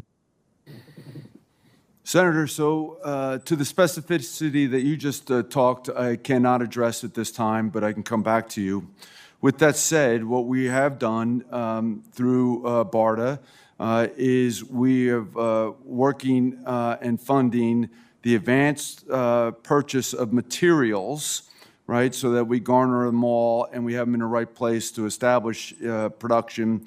And then we're working through execution or buying forward the production capacity needed to mass produce, but then as well as fill finish, as you articulated with the vials. Key steps that have to be worked through. Additionally, we've worked through the efforts to make sure that the tech data is transferred properly within all protocols so that all organizations are ready to execute to standard. And then last, we've smoothed out where we're doing production and fill finish, so we're not bouncing back and forth between companies and different types of vaccines, and we can maintain the same protocols accordingly to ensure that we have the right capacity and capability in a smooth transition. Thank you. If I have time, I'm going to come back to you, General Perna. General Hokanson, you in your opening statement, you said that you're implementing initiatives that encourage further integration between the National Guard and the active components. How are you going to balance that against the dual role that the National Guard plays? I incidentally think that that's an important objective, but how do you balance that against the work that we need to do with the National Guard focusing on the states and civil authorities? Senator, thank you for the question. And so we work very closely with our state adjutants general to find that right balance between our federal and state requirements. And a lot of times we'll have a conversation with them if they need additional assistance or if their state needs additional help, because we always want to make sure that they have what they need within their state to meet any requirements, but also balance that with our federal mission requirements overseas. Thank you very much. I think you know that North Carolina Guard has a rich tradition in doing the kinds of things that you want the Guard to be prepared to do with our active service members. So just making sure we keep our eye on the ball of that dual responsibility that they have. General Perna, quick question for you. Is Warp Speed focused exclusively on the vaccine, or are you also tracking therapeutics that could get into the supply chains and using the same distribution network that you're creating for the vaccine? Senator, that's correct. We are working on therapeutics, and we have some very promising candidates that could be available as early as October, November. Yeah, and I've been tracking that as well, General Perna, and I hope that if we get a promising therapeutic, we have to understand the timeline. We're talking about drugs that have already proven their efficacy, that have already identified side effects. Now we're testing them for efficacy in this space. I hope that if it starts getting distributed in September and October, that we don't hear people saying they should look at the science and not say it's just timing associated with the election. I don't expect you to respond to that question. My question for you, number one, I do think that the American people have all eyes on you. And so reporting to us is important. An arbitrary date of 2 weeks doesn't make sense to me. But I believe that as rapidly as possible, if you can give us a briefing on just how you're building out that plumbing and you're ready to go, that's going to give a lot of Americans a lot of confidence. And you've got to figure out the right way to do it. And I know that you will. Last question, and I've only got 20 seconds. Just quickly, to what role do you think, with the VA Health being the largest purchaser of syringes and other materials, what role could the VA play in the distribution system once we have a vaccine or a therapeutic? Yeah, I think they're going to be potential to help us augment Audible and deliver rapidly as required. So we're working through those courses of action now. Thank you. Thank you, Mr. Chair. Thank you. Senator Warren. Thank you, Mr. Chairman. And General Hokanson, congratulations on your nomination. I'd like to have your views on the use of the military in response to peaceful protests and other acts of civil disobedience on America's streets. I was very troubled that the National Guard soldiers were deployed in Washington on June 1st to disperse people who were protesting systemic racism.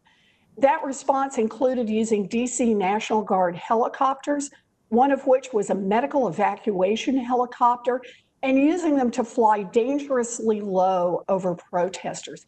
This tactic blew debris everywhere. It kicked up dirt. It snapped trees.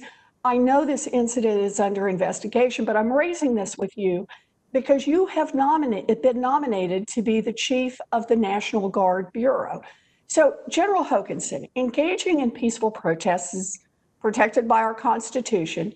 If the National Guard is deployed in an area involving peaceful protests in the future, how would you ensure that Guardsmen clearly understand the type of orders under which they have been activated and the activities that are within the scope of their mission?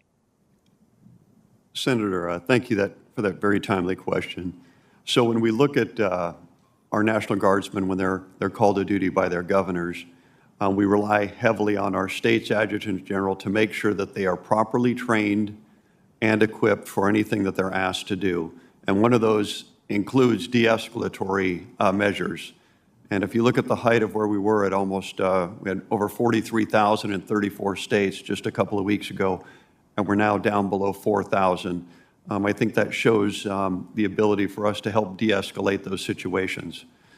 But Senator, my pledge to you is that we will always operate in accordance with laws and policies and, frankly, the expectations of our citizens.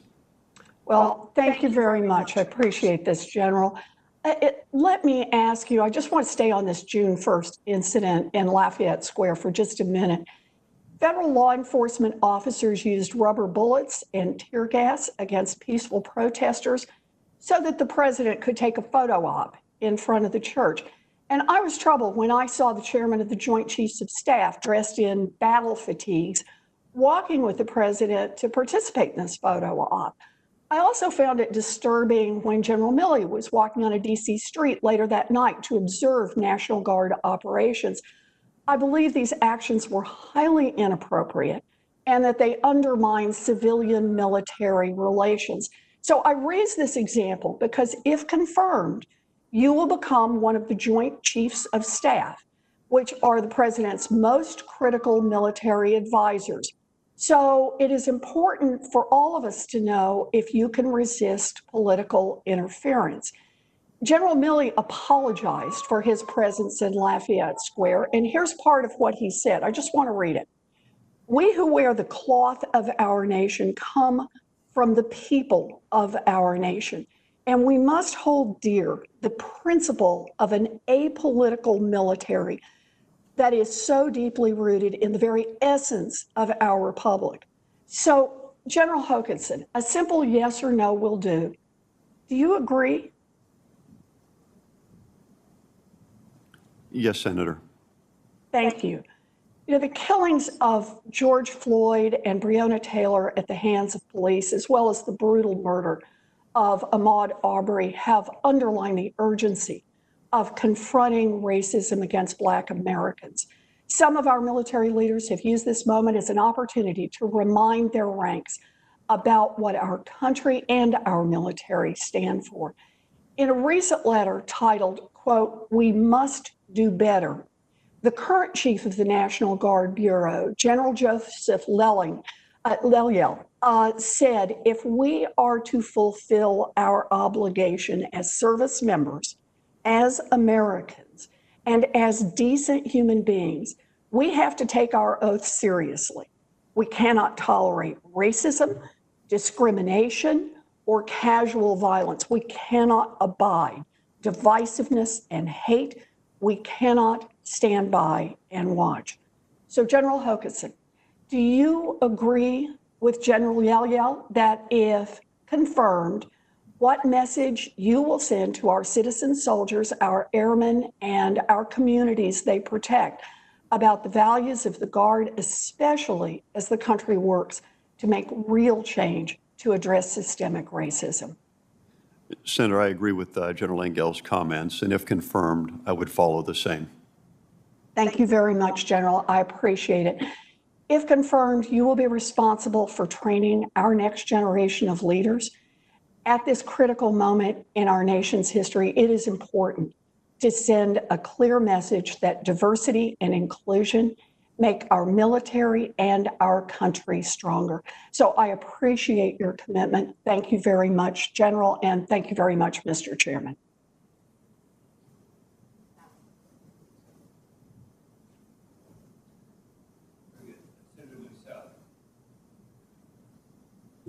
Senator McSally. Thank you, Mr. Chairman, and thank you both for your service.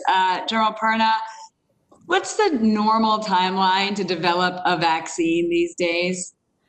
Senator, as I understand it, somewhere between 5 and 10 years. Thanks. And I know your expertise is more in the logistics side of things, but this task that and this goal that we have set, that within possibly a year of this virus being unleashed on us, that we would put all of the brain power, all the innovation, all the strength and leadership of our government agencies, our industry, our researchers together in order to develop this vaccine for the American people in warp speed. I mean, this is a pretty Herculean task, but really shows the best of America coming together. Don't you agree? 100%. It's unprecedented. And I think, you know, as we have snarky, you know, cynics out there that are trying to take pot shots at any little effort. I mean, this is us really reaching for the stars in order to defeat this virus and protect the American people.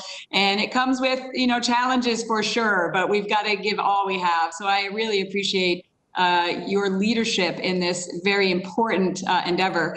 One thing that the coronavirus has awakened us to is our reliance on our adversary, Communist China, for pharmaceuticals, for our PPE, and for many other elements of our supply chain. So as we are increasing the manufacturing capability in parallel to the testing here for Operation Warp Speed, both for the vaccine and for the potential treatments, can you talk about whether you are holistically looking at the industrial base of America and the supply chain holistically for not just these treatments and vaccines, but really bringing that home? We saw with testing, it wasn't just developing the test, for example. Then it was about, we don't have the swabs here. We don't have the transport fluid and the vials and the reagent. And so there's all elements of this supply chain for these treatments and this vaccine. So is your team looking into bringing home the supply chain for all elements of this effort back to America and away from our adversary, China? Senator, my responsibilities, if confirmed on the team, would not be about corralling all the supply chain and bringing it back to America as you articulated. It would be focused primarily to ensure that we are able to enable manufacturing and then delivery and administration. So buying forward to meet that requirement. But when you say manufacturing, what I'm getting at is not just manufacturing of the vaccine. If we're going to be successful here with these treatments and the vaccine, we need everything that goes with it, the vials, the syringes, all that. So are they holistically looking at the manufacturing of all of it is what I'm asking. Senator, they are. I just specified that my responsibility is not about enabling the country to have all that capability. It's about the execution to the vaccine. It's a mild, I just wanted to say. Oh. Okay, no, I appreciate that. But as part of the leadership team, I just want to make sure that that is part of the focus. So it's not just manufacturing the vaccine, but everything we need in order to deliver it, as well as the treatments. Are you aware, I mean, there are ongoing efforts on the same topic of the defense industrial, or the domestic industrial base, not defense industrial base for medical supplies and pharmaceuticals. The Defense Production Act is being used for some of that. Do you know how Project Warp Speed might be coordinating and leveraging with these existing efforts? So absolutely do know that they're involved, that they're being executed. And as far as Operational Warp Speed, I have direct access to the Defense Planning Act through Secretary Azar or Secretary Esper. Okay, great. Thank you. I appreciate it. General Hokanson, the National Guard has been absolutely vital to help Arizona, and they still are as we confront and we deal with this pandemic. I've personally volunteered at various food banks and worked alongside them, and I'm just so proud of the men and women of the Guard and them stepping up to do so many different things in order to be able to help Arizona in this very challenging time. Just yesterday, Governor Ducey announced that 300 more Arizona Guardsmen will be involved in contact tracing as well in Arizona. So we couldn't be getting through this time without the men and women of the Arizona Guard. Again, I'm so proud of them. Is there anything else that you need in order for our Guardsmen and women to be able to conduct the various missions that they're being asked to by the governors to get us through this challenge? Senator, not at this time. We just greatly appreciate your continued support and that of the committee.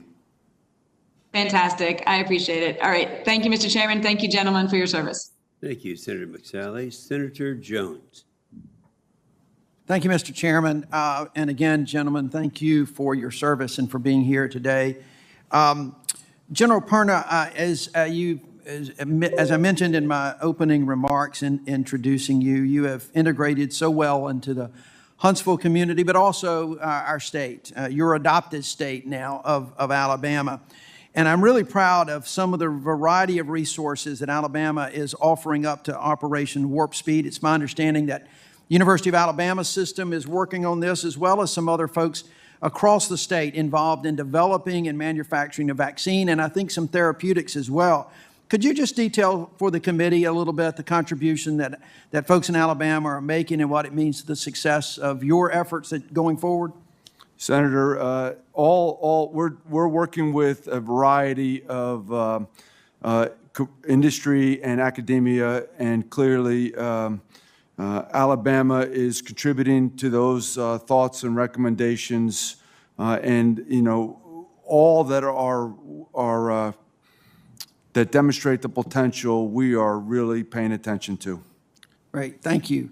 Following up a little bit, I was reading through the Explaining Operation Warp Speed, which is a great document, but there are some aspects of it that I'm not clear on. And at one point in that document, it states manufacturing capacity developed will be used for whatever vaccine is eventually successful, if possible, given the nature of the successful product, regardless of which firms have developed the capacity. Now, am I to understand from that let's just by way of example say that there are 5 firms that are working on a vaccine. If only one is successful out of the 5, does that mean that we're going to try to get the other 4 to also produce and manufacture that vaccine, or are we simply going to rely on the one firm that was successful? Right now, Senator, the strategy is that we have each industry partner that has potential scientifically to be successful. We're having them each manufacture, and we're using the capacities for all of them to achieve our end state of the 300 million. So failure would only be determined at the end, primarily by the FDA, of course. So at this time, there is no plan to jump capabilities, as you just suggested, but something worthy for me to look into as we go forward. All right, so right now, they're all beginning to ramp up manufacturing of what they're working on. Correct. So that if there's more than one, we have that capacity. That's correct, Senator. It hasn't been determined yet whether or not, if we only had 1 or 2 successful, that we would then share that information so that there could be more manufactured. That hasn't been determined at this point? Not yet. All right. Okay, very good. Thank you. General Hokanson, again, thank you very much for your service. I am very proud of the Alabama National Guard. We have had some incredible success down there. Scott Grant in particular, who is unfortunately retiring from the 117th this time. We're going to miss him a lot. But I want to talk for just a minute, and it's kind of a follow-up for an earlier question about what the country is facing and trying to end systemic racism and discrimination in our country. So I want to talk about it from a little bit different angle, and that is diversity in the National Guard. Back in 2011, the Military Leadership Diversity Commission did a report on diversity in the military, which included several recommendations for the National Guard.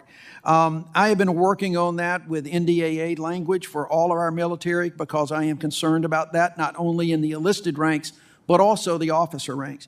Could you tell us what, to your knowledge, what and to extent the National Guard Bureau has implemented any of those recommendations, and if confirmed, are there specific steps or initiatives that you would like to take to see to help build diversity within the National Guard ranks? Yes, Senator. And if confirmed, my intent would be to make sure that all of our formations reflect the diversity of the communities which they come from. And that's not just overall, but within the rank structure as well, that the diversity and ethnicity of our nation is reflected at every level in our organization. Have you got any specifics that you've got in mind to try to do that, or is that something that's going to be a work in progress? So, Senator, it's working with the state's adjutants general, and particularly when we look at some of the branches within the Army and the Air Force that have a tendency to have higher promotion rates, to make sure that the soldiers and airmen entering those formations reflect our communities in terms of ethnicity and diversity, so they're given the same level of opportunity at the highest ranks. Great. Well, thank you, sir, and thank you both again for your service. I look forward to confirming you both. Take care. Thank you. Senator Blackburn.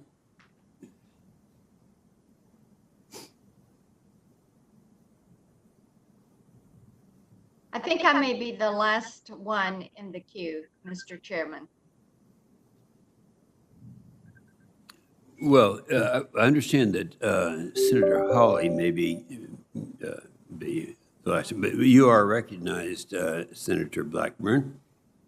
Thank you, Mr. Chairman. And General Hokanson, I want to talk with you just a little bit about what you have done with the Guards. Let me interrupt for just a moment. You're coming through very, very quietly here, and let me ask the two generals, can you hear Senator Blackburn's?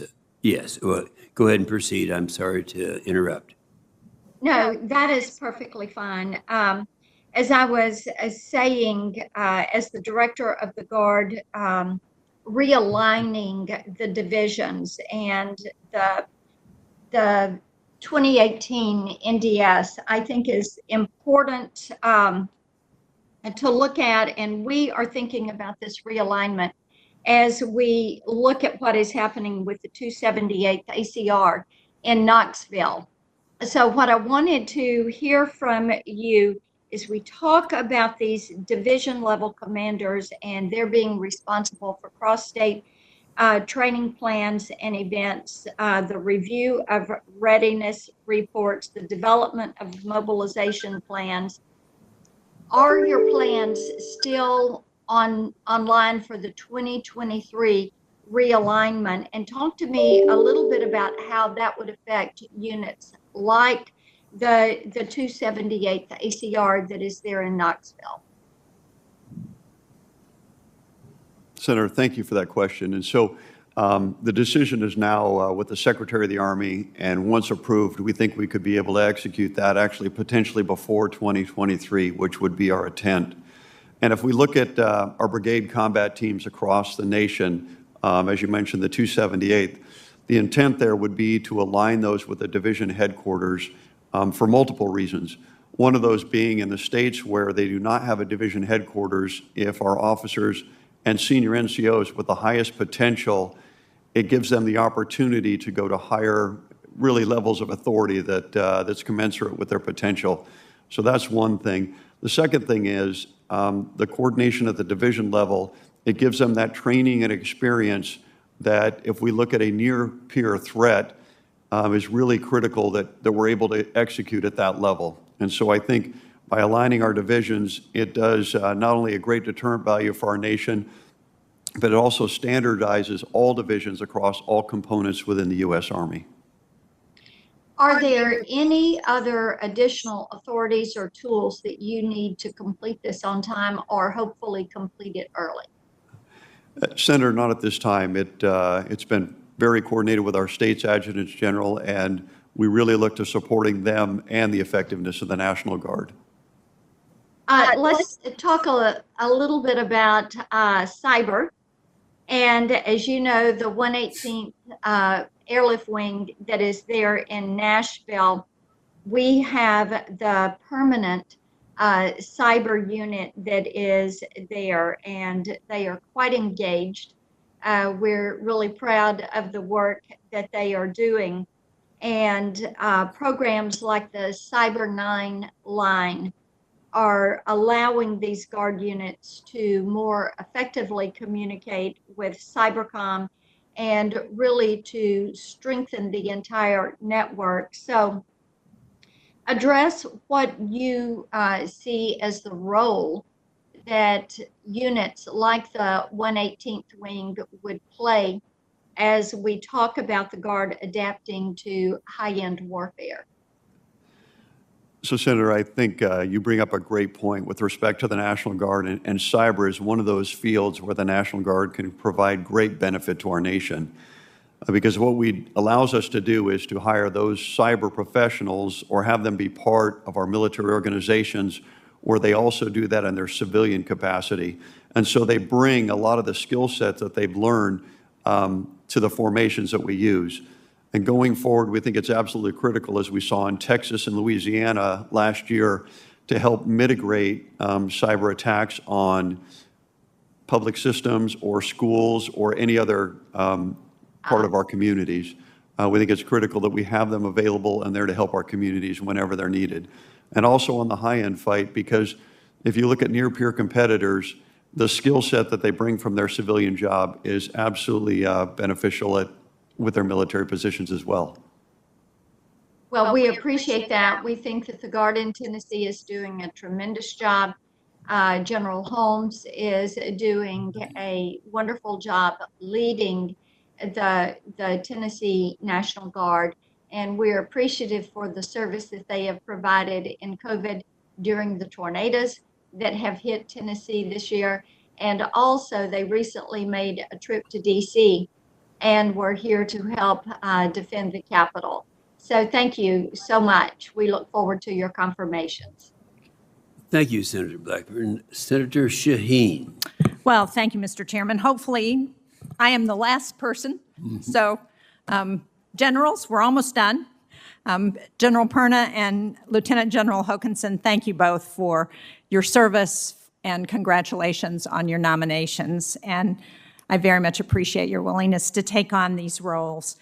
General Hokanson, thank you for your phone call yesterday. I appreciated our conversation. And of course, I'm going to begin with what is in the interest of New Hampshire and our parochial interest, which I think is also very important to the country, and that is the KC-46s and Ps, as we discussed, is the first Air National Guard base to get the KC-46s. And we are excited about that. We're concerned about the issues that have affected the 46s and their ability to do their refueling missions and hope those get resolved soon. But one of the challenges, as we discussed, that we have in New Hampshire with the 157th Refueling Wing is that about 120 of the airmen have been assigned to other bases. And as we discussed, it's very important, we think, that there is a commitment to their return as soon as that is possible, and that in the meantime, if there are ways to provide missions that include aeromedical evacuations or whatever that can keep those teams working out of the 157th, we think that would be very important. Can you agree that that's something that you will work on in this new position? Senator, if confirmed, I absolutely would work with the Air Force. As Peace is getting the final aircraft later this fall for their full complement of 12, I think it's important that we get our personnel there and work with the Air Force to get the issues resolved on the KC-46 as quickly as possible. Well, thank you very much. And we hope you will come up and see those new planes when they get on the tarmac at Pease.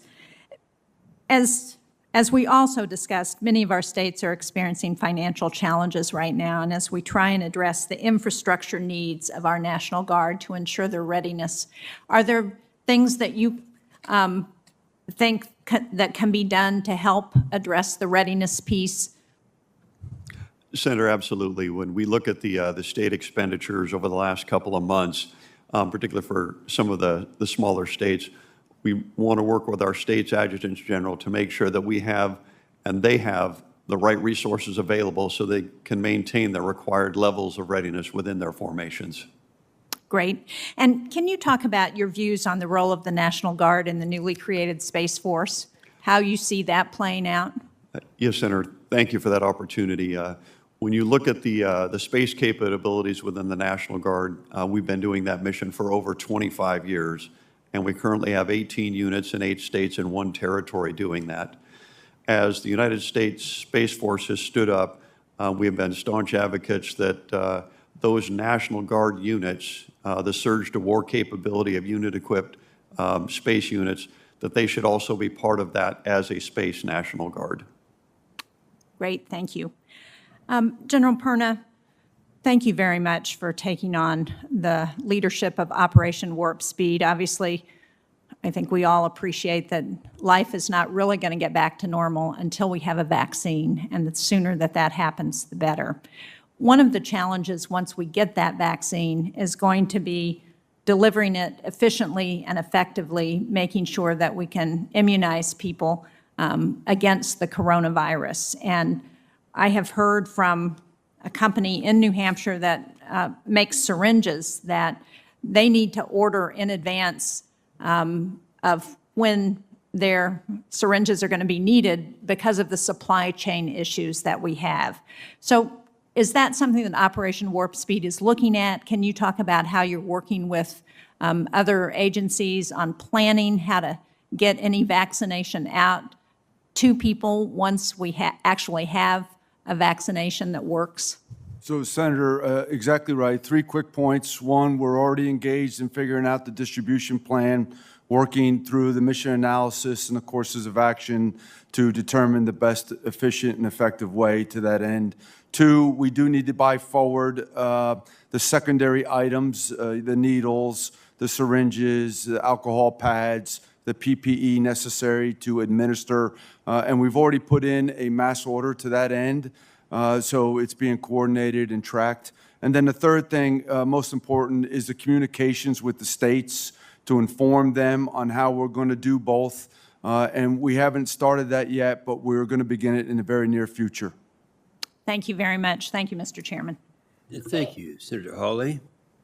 Thank you, Mr. Chairman. General Perna, if I could just start with you and come back to this question of our critical medical supply chains. As of February, there were reports that as many as 150 pharmaceutical drugs in the United States were threatened by the shutdown of Chinese factories. And then with Chinese export controls, we had that severely complicated our ability to get such important inputs such as our diagnostic kits and the materials that we needed for those. Now, I appreciate we've got to try and get supplies wherever we can get them currently, but let me just ask you, with all of this in mind, how do you assess our current reliance on China for critical medical supplies? And in your estimation, can you give us a sense of what the biggest vulnerabilities are? Senator, I'm not in position or informed well enough to provide you the answer that you deserve to that question.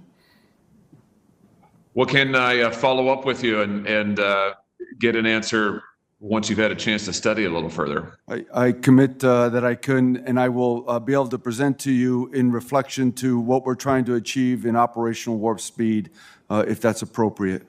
Great. Well, and I'll also want to ask you about our over-reliance on Chinese suppliers and how it affects our ability to get active pharmaceutical ingredients and other inputs that we may need to develop vaccines, both now and in the future. So expect questions from me on all of those fronts. I look forward to your answers. General Hokanson, let me shift to you and talk a little bit about the 139th Airlift Wing in my home state of Missouri. We're very proud of it. Obviously, you and I had a chance to chat a little bit about it.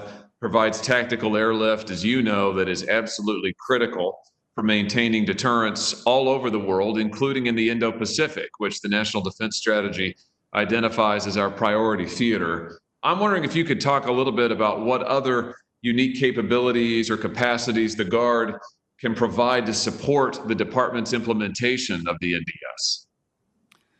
Senator, thank you for that question. And with respect to the National Defense Strategy, in addition to providing trained and ready forces whenever and wherever they're needed, another great opportunity is when we look at the growth of allies and partners, and that's through our state partnership program, which currently exists with 89 nations around the globe, and we added 5 this year. And so we look forward to working with the combatant commanders and the State Department and our National Guard organizations around the United States to continue to develop those state partnerships, which gives us one more connection to a lot of those countries around the globe that are facing challenges from other countries as well. Very good. Can you give us a sense of what some of the ways are that the Guard can help strengthen our relationship with allies and partners in PACOM in particular? Yes, Senator, and I can actually refer back to my experience as the Adjutant General of the state of Oregon, where we had state partnerships with Bangladesh and Vietnam. And initially started out as humanitarian assistance and disaster relief. We helped them plan for disasters within their communities, and we also learned from them as well. And by building that relationship over time, it allows us to train with them on events or issues within their military that they want to improve, and we learn a lot from that process as well. But one of the great things it does is it starts to build an enduring relationship between us and them, which helps us show, the great values that America brings as a trusted partner.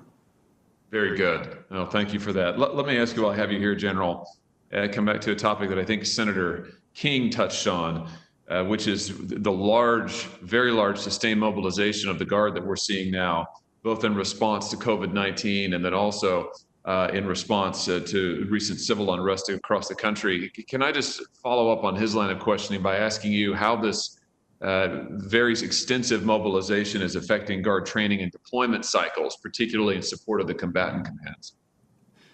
Senator, the great news story in that is if you go back to earlier this month when we had 120,000 mobilized, it had no impact on our ability to meet all of our combatant commander and national defense strategy requirements around the globe.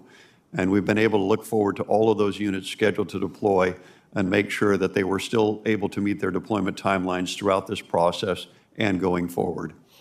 Very good. Final question from me. If current mobilization levels persist for whatever reason, do you anticipate needing to make any adjustment or adjustments, plural, in order to maintain readiness levels? Senator, not at this time, but we remain in close communication with our state's adjutants general to make sure that, that we can meet those, and if we identify issues, we try and resolve them at the lowest level as quickly as possible. Thank you. Thank you, Mr. Chairman. Yes, thank you, Senator Hawley, and I've been informed that will conclude the numbers of senators that will be asking questions. So let me just thank both of you.